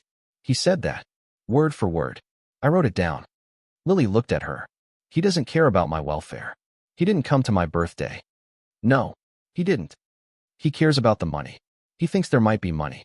Carla told Gary, and Gary told someone, and the word got to Derek." Maya breathed in the salt air and let it out slowly. "Lily, this is what I need you to understand. What we found in that chamber is ours. The lighthouse is ours. The title is clean and the bid was legal, and we won it honestly. But the moment this becomes public knowledge, everyone who ever dismissed us is going to find a reason they should have a share of it. Lily looked at her steadily. Like Slade. And Derek. And Carla and Gary, probably, once they understand what it is. The same people who watched us move into the bait shop room and thought we were done. So what do we do? Maya looked at the lighthouse standing against the darkening sky. 80 feet of 1887 granite that had been built by a frightened man for the wrong reasons and had ended up serving the right ones. She thought about all the people who had passed the county records office and never asked to see the architectural plans. She thought about the auction in the beige room and the plate of dry cookies and Lily reading the property description aloud without knowing what she was reading. She thought about Agnes Pritchard holding Ruth Carey's phone number in a Rolodex for 33 years, waiting for the right person to come in and ask the right question. We do what Ruth Carey tells us to do. We document everything. We secure the title. We get the valuations in order. And we don't talk to anyone we don't have to talk to until the legal position is airtight. She looked at her daughter. Can you do that? Lily's chin lifted in the way it did when she had decided something. I haven't told anyone about the warmer wall or the plans or the stairs. I can keep a secret. I know you can. But Daddy's going to keep calling. Yes, he is. Maya put her arm around Lily's shoulders as they walked back toward the car. Let him call. We'll talk to Ruth about him, too. Everything goes through Ruth. Lily was quiet for a moment, the gravel of the lighthouse path crunching under their feet. Then she said, Do you think Slade knows what's in there? The question had been sitting in Maya's mind since she'd watched the surveyor's truck disappear down the road 3 days ago. She'd been turning it over. The $40,000 bid argued for specific knowledge, not general interest. The surveyor's visit argued for escalating concern. The offer at the grill, so precisely calibrated to her vulnerabilities, argued for someone who had done research. I think he knows something is there, she said. I don't think he knows what, or how much. If he knew the specific contents, he wouldn't still be trying to buy the property through normal channels. He'd have moved to legal challenge already. So we have time. We have a little time. Monday, Ruth comes. We document everything properly and move as fast as we can to establish our position before his researchers find what's in the county plans. They reached the car. Lily got in and buckled her seatbelt and sat with her notebook in her lap, looking at what she'd written. Then she took out her pen and added one more line below the double underline. She showed it to Maya before she put the notebook away. It read, We got here first. Maya looked at those 4 words for a moment. The gravel crunched under their feet as Lily settled in and buckled her seatbelt. The lighthouse rose against a sky that had gone from copper to the first pale suggestions of dark, and in the lantern room 80 feet up, the Fresnel lens stood in its dust, and below it the clockwork housing held lever F at vertical, and in the passage between the tower and the cottage the stone panel sat open for the first time in 136 years, breathing the same October air that moved across the headland and down through the crack in the northwest storm glass and out along the surface of the Atlantic and away. She got in the car and drove them back toward town. Lily fell asleep before they reached the highway, her head resting against the window, her notebook held in her lap, even in sleep. Maya drove carefully in the dark and thought about Monday, about Ruth Carey coming up from Bangor, about the documentation that would need to be done and the valuations that would need to be ordered and the legal position that would need to be made airtight before anyone else could get close enough to threaten it. She thought about Harmon Slade in his barber jacket at the end of the bar, listing her problems with the calm of someone who'd been told which vulnerabilities to press. She thought about Derek's phone message, the careful language of a man who'd heard a rumor and was constructing a claim he didn't have standing for. She thought about Carla and Gary in Akron, who would find out eventually, and whose finding out would go better if the legal position was already secured by the time they called. She thought about Ezra Marsh and his 41 years of keeping faith with something he didn't own and couldn't explain. She thought about Agnes Pritchard with Ruth Carey's number in her Rolodex since 1991. Then she stopped thinking about all of it and just drove through the dark coast highway with the Atlantic invisible but present on the left and Lily asleep against the window and the lighthouse somewhere behind them in the dark, its lamp unlit for 50 years, its chamber sealed and waiting no longer. Ruth Carey drove up from Bangor on Monday morning in a gray Subaru with a cracked rear bumper and a back seat full of document boxes, which told Maya most of what she needed to know about the woman before she'd finished shaking her hand. She was 73 years old and small-framed, with white hair cut short and the manner of someone who had practiced law for 40 years and had arrived at an economy of movement that came from never doing anything that wasn't necessary. She wore a canvas jacket and sensible boots. She accepted coffee and declined a tour of the cottage, saying she'd see the building well enough in the course of working in it. She spent the first 2 hours reviewing the deed of transfer and the county auction record and the chain of title on the parcel going back to 1889. She asked specific questions and wrote the answers in a notebook with a mechanical pencil. She asked about Slade's bid and looked at the procedural disqualification record for a long time, then asked about the county's notification of the winning bidder and looked at that record, and then put both documents side by side on the table and wrote something that she underlined twice. "The disqualification is clean," she said. "Filed 3 hours and 14 minutes after the stated deadline." The county's own record of the deadline is in the minutes from the November session of the property board, and it says 9 in the morning, and Slade's lawyer filed at 12:17. There is no argument here. Whoever told Slade he had a case was either incompetent or telling him what he wanted to hear. He seemed to believe it. People in his position generally do. Ruth turned to the tower door. "Now show me the stairs." She climbed them without complaint and without hurrying. At the 41st step, she stopped and examined the cut stone section with a flashlight she'd produced from her jacket pocket and the unhurried attention of someone who was not impressed by things just because they were old, but recognized them when they mattered.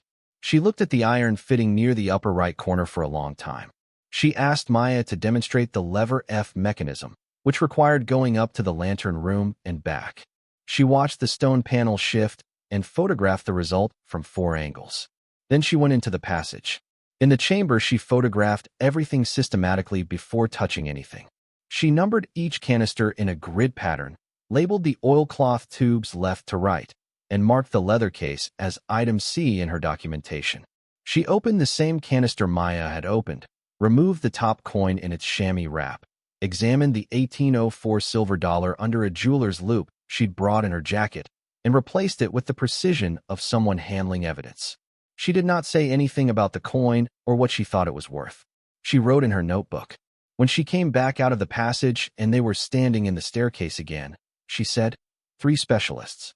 1 numismatist, 1 art authenticator, 1 historian of financial instruments. I've worked with all 3 before. They operate under confidentiality agreements and understand what that means in practice. They'll come this week if I call them today. And the legal position? Under Maine property law, concealed personal property discovered within a purchased parcel belongs to the purchasing owner unless a prior legal claim can be established. Ruth's voice was flat and certain. No prior legal claim exists. Vane died in 1893 in New Mexico Territory without heirs. The property reverted to the town of Harrow Point through abandonment and tax default. The town held it and transferred it through the county auction system where you purchased it legally. The contents of that chamber were effectively abandoned at the same time the property was abandoned. She looked at Maya directly. You own all of it. Every canister, every tube, every document in that case. The legal position is straightforward. What will complicate it is whoever else decides they have a claim. So we move quickly to document and establish valuation before anyone else has grounds to file. Lily had been sitting on the stairs above them, listening, holding her notebook. She looked at Ruth. What about Slade? Ruth looked at the child with no change in her expression except a slight increase in attention. Slade has 2 options. He can file a motion arguing the contents were included in the original deed of gift to the town, which will fail because the deed specifies the structure and land only. Or he can locate a Vane family descendant and persuade them to file a claim. If he does the second thing, I'll handle it. Do you have questions? Lily thought for 3 seconds. How long will everything take? Authentication, 2 to 3 weeks. Legal stabilization, 4 to 6 weeks. After that, whatever comes next is your mother's decision. Ruth looked at Maya. I'll call Dr. Hollis today. Dr. James Hollis arrived Thursday from Boston, carrying a case of archival equipment and the particular intensity of a man who had spent his career studying rare coins and was now being asked to examine what appeared, from Ruth's preliminary description, to be one of the most significant private collections of 19th-century American coinage ever found in a single location. He was 58 years old, with a gray beard and the habit of going very still when he was looking at something that interested him. He went very still in the chamber for approximately 4 minutes before he said anything, which Maya took as a good sign. He spent 2 full days with the canisters. He worked methodically, canister by canister, examining each coin under the loupe and the portable ultraviolet light he'd brought, making notes in a shorthand system that was essentially illegible to anyone else. He did not narrate his findings as he went. On the evening of the second day, he came to the keeper's cottage kitchen where Maya and Lily were eating dinner and sat down and opened his notebook. He had been down in that chamber for most of 16 hours across 2 days, and he had the look of a man returning from somewhere that had required his full attention. Lily, who had spent both days checking on him at intervals and reporting back to Maya on his progress, still working on canister 11. Moving to canister 12, he stopped to look at something for a long time, and canister 23 watched him open the notebook with the specific alertness she brought to moments she had identified in advance as significant. The collection spans 1794 to 1888, he said. 47 canisters, approximately 220 coins per canister. The preservation is exceptional. The sealed conditions and the chamois wrapping maintain the surface quality better than most museum storage I've seen. He turned a page. There are pieces here I've only seen documented in auction records. The $1,804 you identified is genuine, from the Class 1 striking. There are 3 1838 $0.50 in the second canister. 4 of those are known to exist in total. There's a complete set of pattern coins from the 1877 series that individually represent significant finds. And in the 23rd canister, he stopped for a moment, which was not his usual manner. In the 23rd canister, there is a set of 5 1913 Liberty head nickels. Maya had done enough reading to understand what she was hearing. Lily looked at her. "What are those?" Dr. Hollis answered before Maya could. The 1913 Liberty head nickel is one of the most valuable coins in American numismatics. 5 were known to exist. 5 total, in the entire world, and 3 of them are held by public institutions. He looked at his notebook. The remaining 2 are in private hands. Whoever said 2 are in private hands was wrong, apparently. There are 7. The silence in the cottage kitchen lasted a while. "How much?" Lily said. "The 5 known examples have sold at various points for between $3 and $5 million each. With 7 now in existence, the market will adjust. Conservatively, the set is worth somewhere between $18 and $25 million on its own." He closed his notebook. "My preliminary estimate for the full collection is $178 million.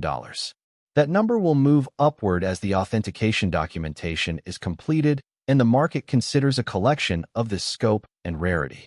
If it goes to auction in the right conditions, I'd expect the final number to exceed $200 million. Lily wrote in her notebook. She showed it to Maya, $178 million coins, minimum. Below that, underlined twice. Dr. Caroline Brecht arrived on a Thursday, 6 days after Dr. Hollis. She was 45, precise, and had come from Christie's London office with 2 assistants and a portable climate control unit for the examination of sensitive materials. She spoke with the directness of someone who had handled important objects her entire career and was not easily surprised by them, though her face changed when she unrolled the first oilcloth tube. She went through the tubes over 3 days. After the second day, she asked to work alone in the chamber, which Ruth permitted under the condition that her assistants documented all handling on video. On the third day, she came out of the passage and sat at the parlor table where Maya was working through the county notification protocol and said, without preamble, 2 of these are Monet. 1 is a Degas pastel. 1 is Boudin, which I consider certain based on technique and the provenance document inside the tube. 2 are Sisley. The remaining 8 are attributable to second-tier impressionist painters of the period, not marquee names, but collectible, with documented auction histories in the 1880s French market. She looked at her notes.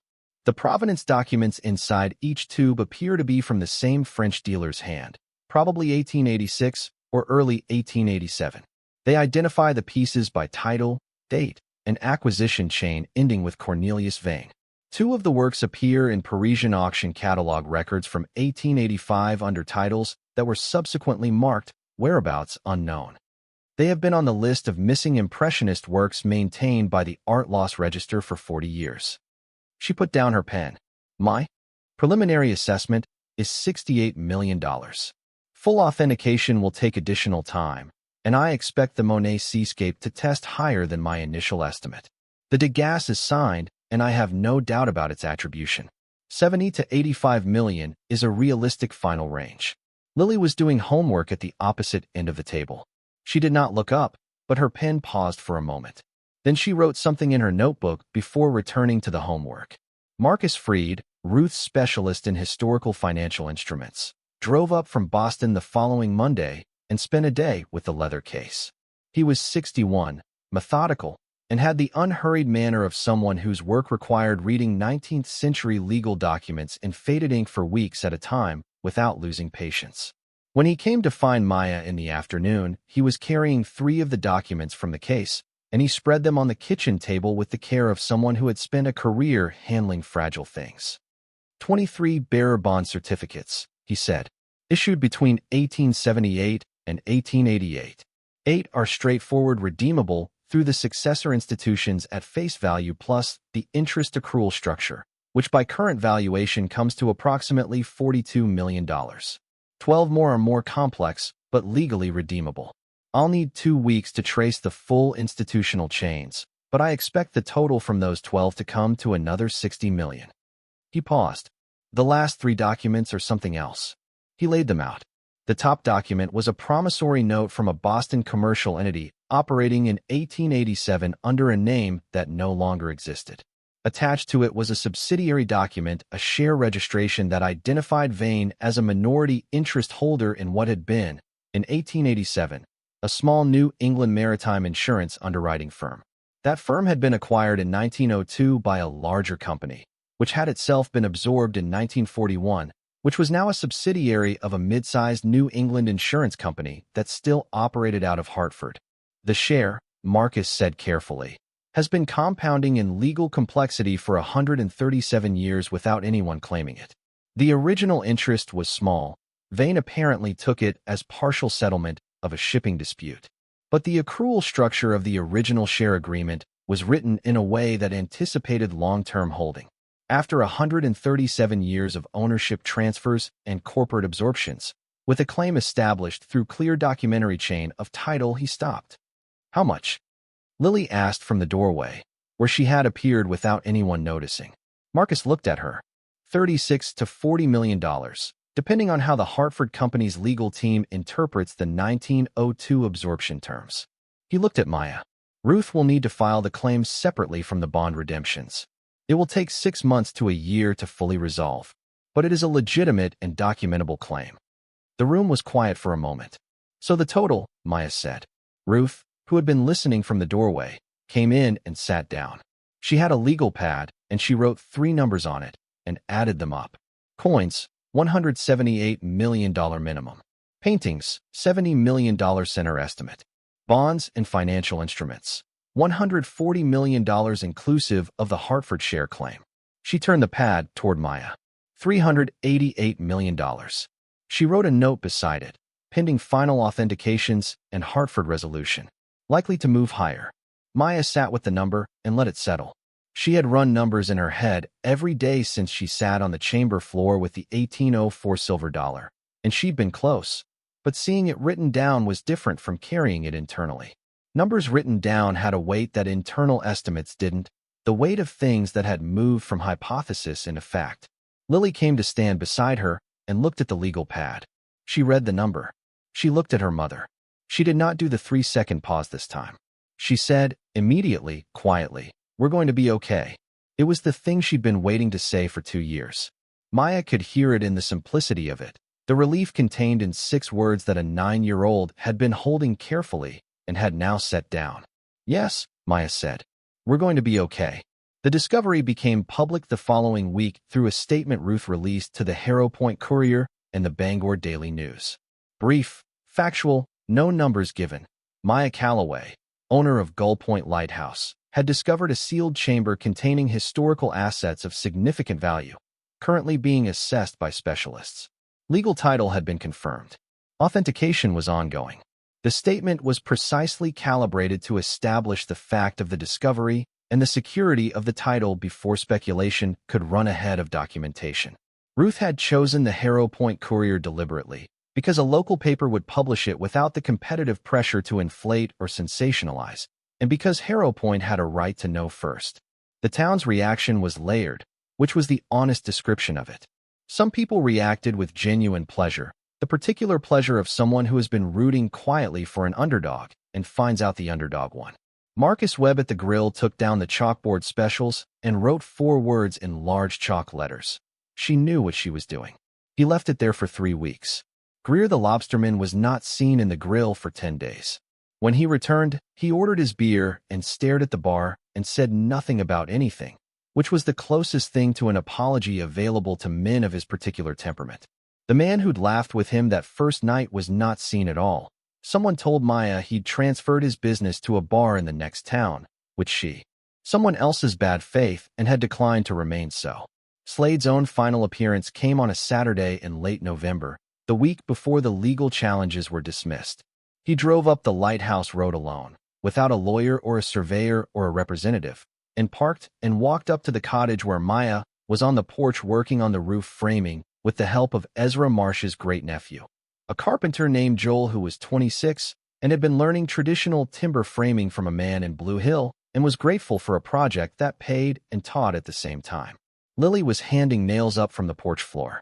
She saw Slade coming first and said, quietly, "He's by himself." Maya set down her hammer. Slade stopped at the base of the porch steps. He looked at the new framing above the roofline, at the replaced windows, at Maya with sawdust in her hair and a measuring tape on her belt. "I owe you an apology," he said. She looked at him. The October wind moved across the headland. "I had information about this property that I used to gain competitive advantage, and I didn't share it with you. My father was an architectural historian. He did restoration assessments for the county in the 1980s, and he found those plans, and he told me about the annotation before he died. I wasn't certain the assets were still there, but I had reason to believe they might be." He looked at the tower. "My motion to the court was wrong. My lawyer told me it was wrong, and I overrode him. I want you to know that was my decision, not his." Maya was quiet for a moment. Behind her, she heard Lily writing in her notebook. "How long had you been watching this property?" "For years. I had my own people look at it twice.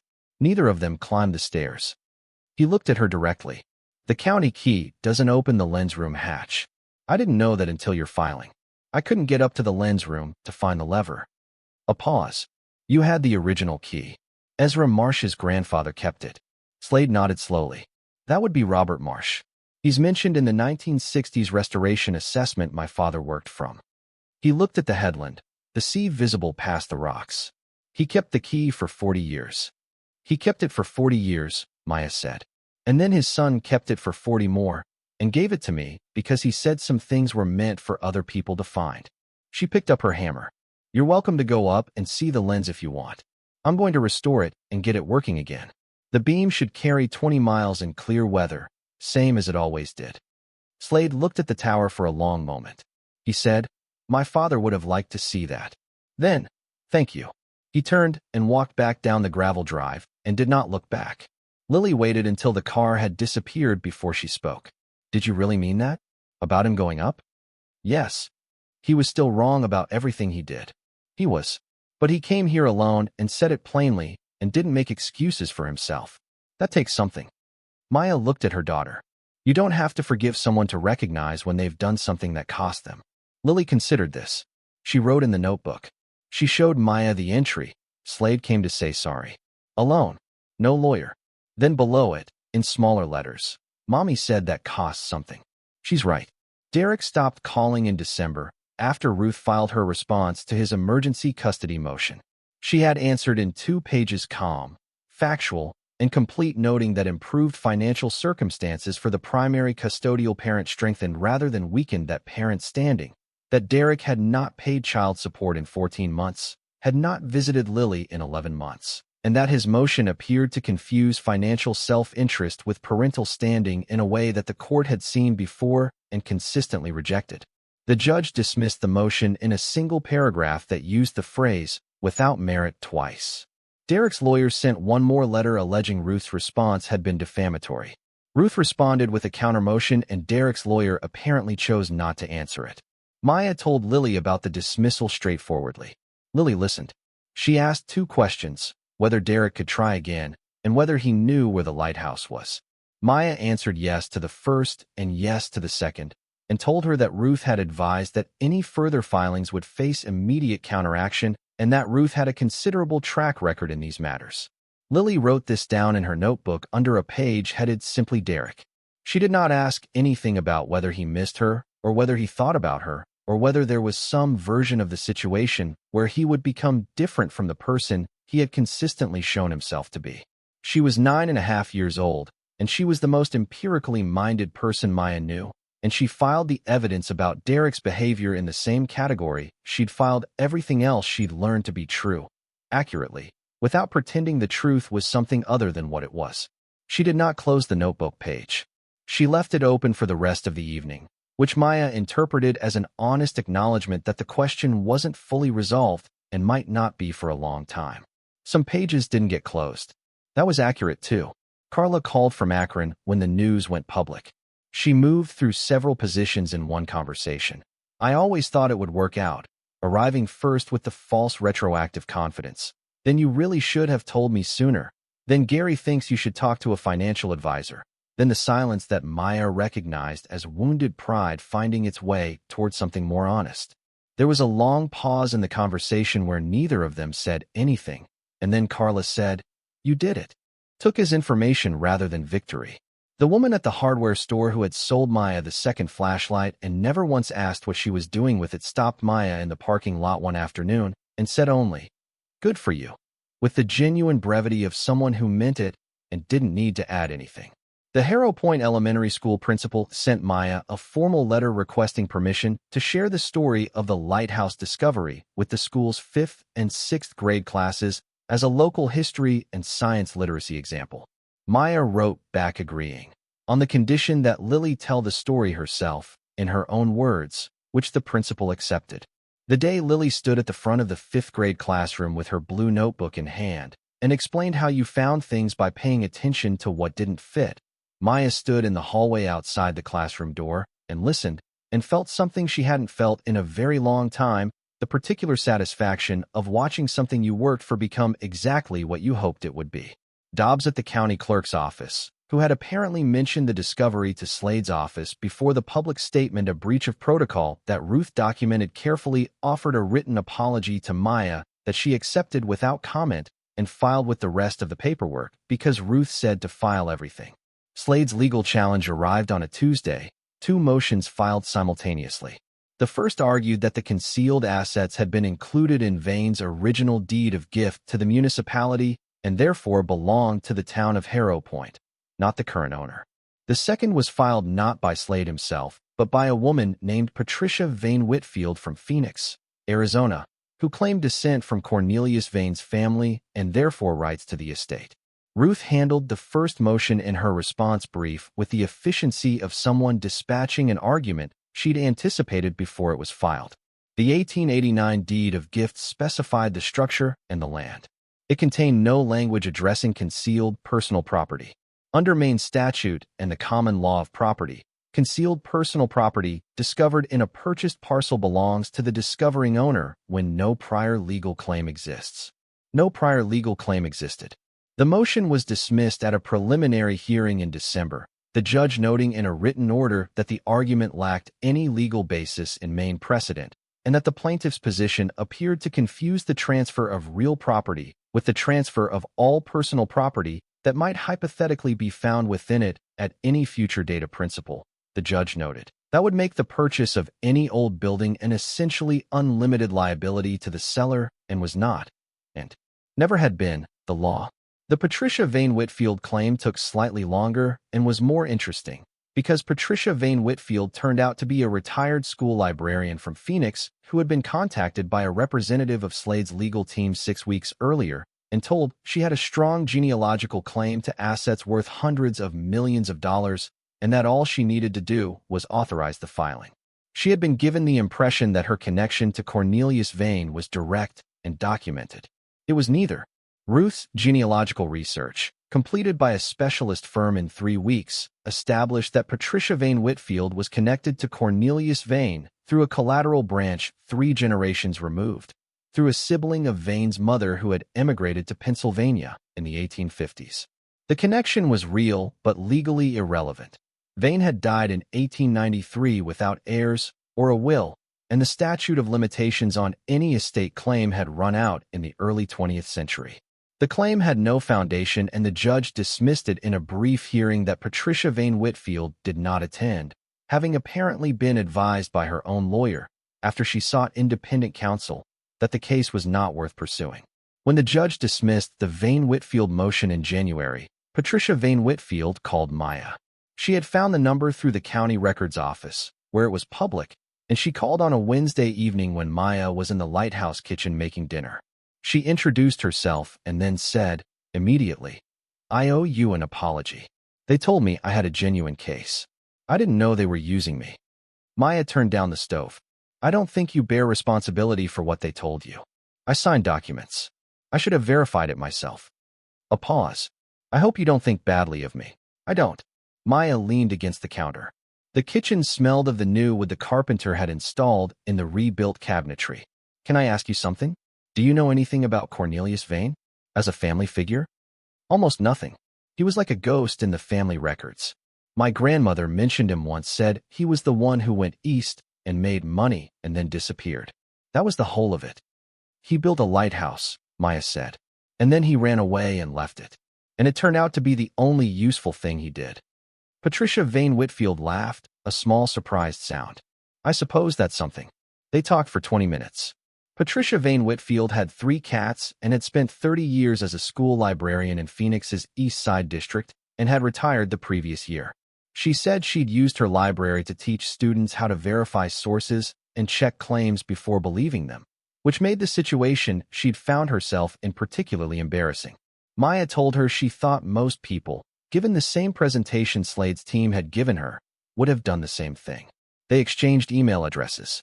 The correspondence that followed was occasional and comfortable, 2 people who had been briefly positioned as enemies by. "You actually did it." "We did it." Lily found the first clue. A pause. She noticed something? She noticed the warmer wall in the kitchen of the cottage. "Second visit. Before I found the architectural plans or talked to Ezra Marsh or any of it." Maya was quiet for a moment. "She's 9 years old, Carla. She's been paying close attention to things since she was old enough to understand that paying attention mattered." Carla was quiet on the line. "Then, that's my niece." Her voice cracked on it. Not much, barely, the crack of someone who was surprised by their own feeling. It was the most honest thing Carla had said to her in 2 years, maybe longer. "Come see us," Maya said. "In the spring, when the cottage is finished. Come see the lighthouse." "I will. Gary too. If that's, of course.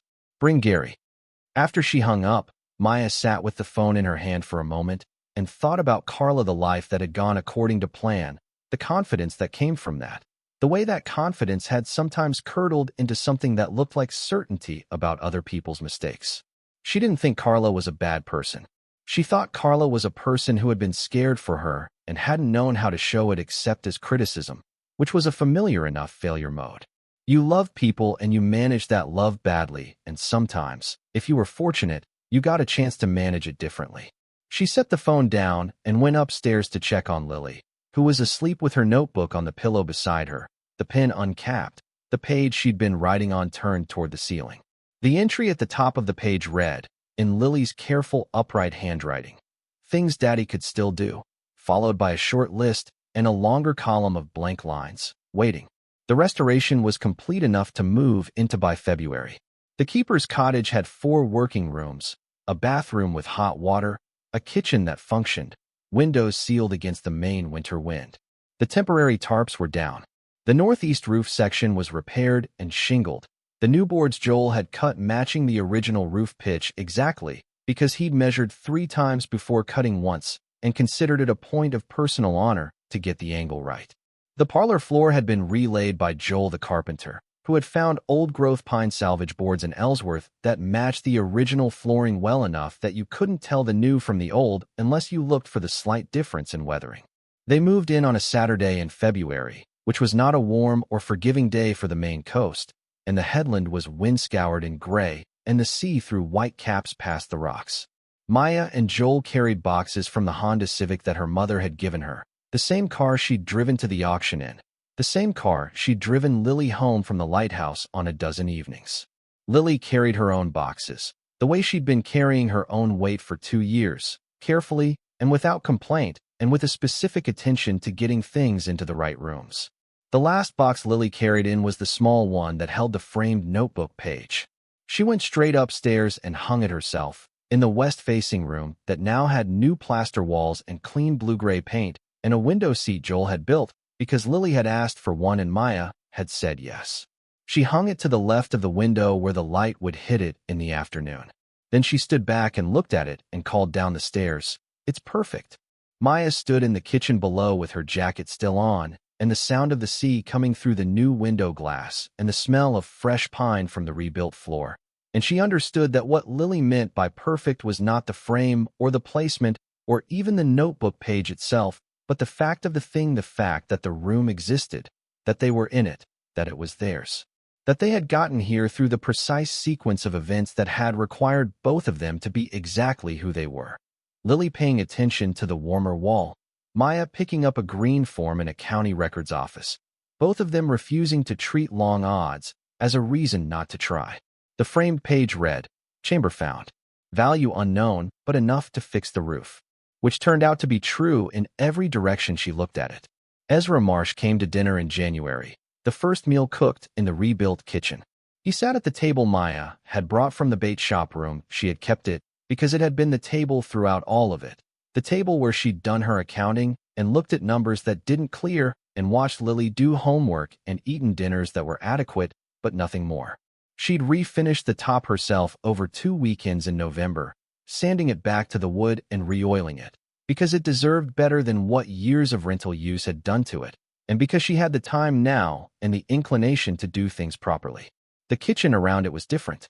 The table was the same table. Ezra looked at the kitchen and looked at the table and said, "My grandfather would have been glad." He said it simply. It was a true thing, and he said it, and that was all. Lily poured water and sat down with her notebook open beside her plate and asked him to tell her what it was like to be a boy in that lighthouse, to climb those stairs in the early mornings and wind the clockwork and watch the lens begin its slow rotation. He told her. He described the smell of the lamp oil and the particular sound the machinery made when it found its rhythm, a low, complex hum that he'd always thought of as the building breathing. He described the way the light looked from the gallery on a clear night, going out across 20 miles of black water and returning to you not physically, but in the knowledge that somewhere out there a ship had seen it and understood itself in relation to the shore and corrected accordingly. He had come to watch the light return, old and new, the people who remembered it working and the people who had only ever known it dark.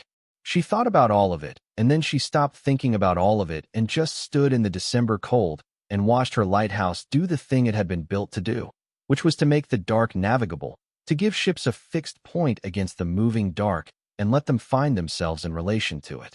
That was, it turned out, what it had been for all along. She paid off her parking ticket. This was the first thing she did when the preliminary valuations came in, before she made any other decision about money or property or what came next. She drove to the county records office and paid the $65 violation fee in cash and said nothing about it to anyone except Lily, who found it appropriate and wrote it in the notebook under a heading she labeled completed, which was a new category she'd added alongside the ones that had existed before. Things to do, things that need fixing, things that are true, and now, completed. Things that had started somewhere and arrived somewhere else and could be marked as finished.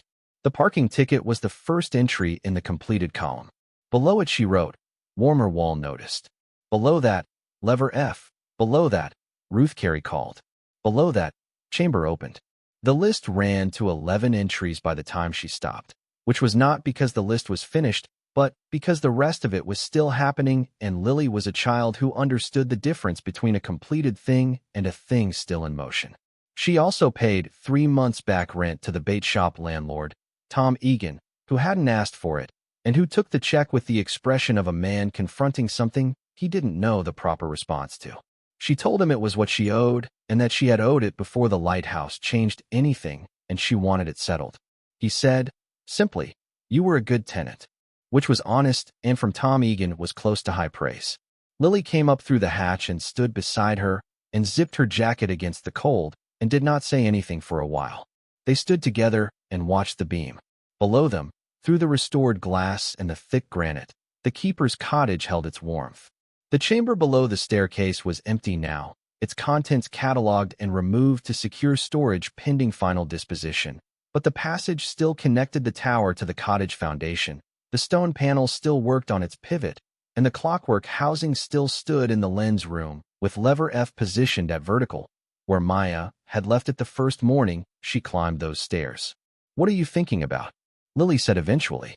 Maya looked at her daughter, who was 10 now, whose yellow rain slicker had been replaced by a proper winter coat that fit, whose bedroom faced west, who had a best friend named Cora at Harrow Point Elementary who had heard the whole story and declared it, in Cora's precise assessment, the most insane thing that had ever happened to anyone she knew personally, which Lily had written down in the notebook as evidence of community awareness, who still carried the blue notebook everywhere, because that was who she was and would remain regardless of what changed around her, who had learned, in 2 difficult years, that paying attention to the things that didn't quite fit was the most reliable path toward the things that mattered. "I'm thinking that we got here first," Maya said.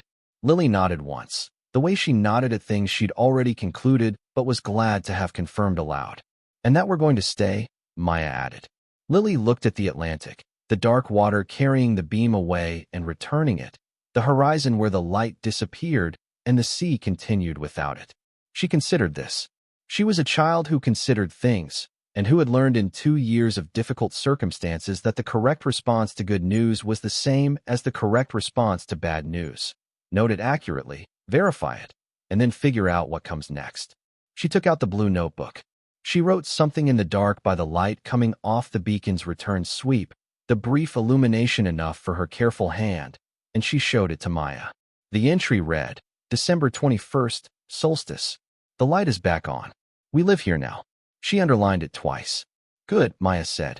The word went out across the headland and the lighthouse turned, and the Atlantic received the beam, and sent it back and received it again. The same patient exchange it had been making with the shore since 1887, through storms and fog and the long blank decades of the dark. Below them, the keeper's cottage stood whole and warm on its granite point, every window sealed, every board solid. The roofs sound above rooms that had been broken and were now repaired and held people who intended to remain. A woman who had $50 and a daughter and nowhere else to be had bought a lighthouse, and the lighthouse had been waiting for exactly that. The beam swept. The beam came back. A home built from a $50 bid and a warmer wall and a notebook full of careful observations by a child who had learned that paying attention was the most important thing, and who had been right. And that, as Lily would write in the notebook the following morning, seated at the kitchen table with the Atlantic visible through the clean west window, and the smell of breakfast, and the lighthouse tower casting its early shadow across the headland grass, was the whole story. $50, 1 daughter, 1 warmer wall. The rest was just what followed when you paid attention and refused to leave. The light kept turning. Stories like this remind us that starting over is terrifying, but it is always possible. If you or someone you love is facing a total reset right now, whether from a divorce, a loss, or a financial disaster, you need a plan. Scan the QR code on your screen or click the link below to get the Phoenix Blueprint for just $17. It gives you the exact steps you need to take in the first 48 hours and a 90-day plan to get your independence back. Thank you for watching. Described going up on stormy nights with his grandfather, the two of them climbing the stairs while the wind drove rain against the storm glass panels with a sound like someone throwing gravel by the handful at the tower, and the lens turning through it, steady and indifferent to the weather, because it had been built to be indifferent to the weather, built to do its job regardless. Lily wrote down every word. Ezra watched her write, and seemed satisfied by it. When dinner was finished, he looked at the framed notebook page she'd brought downstairs to show him, and he read it twice and nodded once. "That's the whole of it," he said. "In one sentence." "Two sentences," Lily said. "The date is its own sentence." "Two sentences, then." The Fresnel lens was restored over 6 weeks in the spring by a conservator from the Maine Maritime Museum who had worked on 3 other historic installations and who treated the Chance brothers' mechanism with the respect it was owed and the technical precision it required. The storm glass panels were resealed. The clockwork was cleaned, the gear trains freed from their decades of seized lubrication, the rotation mechanism tested through 100 cycles before anyone declared it ready. A new electric lamp was installed in the lamp chamber, not the original oil apparatus, which was long gone, but a unit whose output matched the original specification, 200 candela in the historic rotation rate. The conservator said, when he was done, that in his professional estimation the mechanism was in better condition than when it was decommissioned in 1971, which he attributed to the quality of the original engineering and the preservation effect of the sealed chamber below, which had maintained the tower's internal climate for decades. They lit it on the winter solstice, the shortest day of the year, because Lily had suggested it, and because it was right. 20 or 30 people came to stand on the headland for the lighting. Ezra Marsh, Agnes Pritchard, Joel the carpenter and his wife, and their 2 children who ran back and forth on the grass while the adults talked, Dr. Hollis and Dr. Brecht, who drove up because Ruth had told them the date, and they had both felt they wanted to be there without being able to say exactly why. Marcus Webb from the grill, the woman from the hardware store, a few others from town who'd followed the story and had some feeling about how it ended. Ruth was there. She stood apart in her canvas jacket and watched the proceedings with the expression she always wore, attentive and not particularly demonstrative, though when the light first moved across the water, she looked at it for a long time without looking away. Agnes Pritchard stood beside Ezra Marsh, which was fitting. They'd grown up in the same town and known each other for 60 years and stood now on the headland above the lighthouse that had connected them to this particular evening through different threads of the same story. Agnes had her hands in her coat pockets and she watched the light travel and seemed satisfied. The way people seem satisfied when they have been waiting patiently for something and the something has finally arrived. The beam went out across the Atlantic in its steady rotation, the arc of light finding the dark surface and releasing it, and finding it again, carrying 20 miles on the clear December air. The same signal the same lens had been sending for 84 years before the last keeper retired, now resuming across a 50-year gap, as if the interruption had been nothing more than a long breath held. Maya stood on the gallery with the winter cold moving across the headland and watched the beam travel and thought about Cornelius Vane, who built this tower in a panic and hid everything he had inside it and ran, and who died in New Mexico Territory in 1893 with nothing, the lighthouse left behind, and the chamber sealed and the assets still waiting with more patience than he'd shown in his entire life.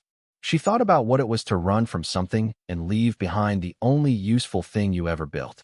She thought about Robert Marsh, 40 years of those stairs, 40 Octobers of hearing Lever F move in the cold nights through the stone, keeping his silence because it wasn't his to break, because he'd been handed a trust in the form of a key and an understanding, and he'd honored it. She thought about Ezra sitting in his kitchen for 54 years with the iron key in a sideboard drawer, waiting.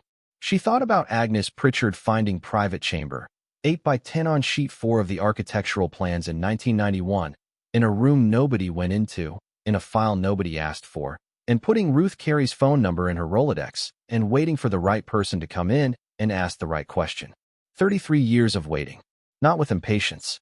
With the particular patience of someone who understood that some things had their own timing and the job was to be ready when the timing arrived.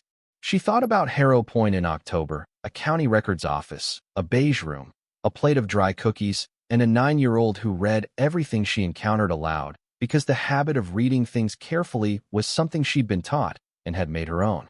She thought about the warmer wall. She thought about the parking ticket. That was where it had started. A $65 parking violation and a corridor she'd walked down because it was the corridor the records office was in a room that happened to be having an auction, and a plate of cookies on a folding table. Nothing about it was destined. Nothing about it was the result of a plan or a vision or a quality that set Maya Calloway apart from other people who deserved good things, and didn't get them. She had been available. She had been paying attention. She had had a daughter who read property descriptions aloud. The beam swept. The water carried it. Below, on the headland, she could hear the quiet voices of the people who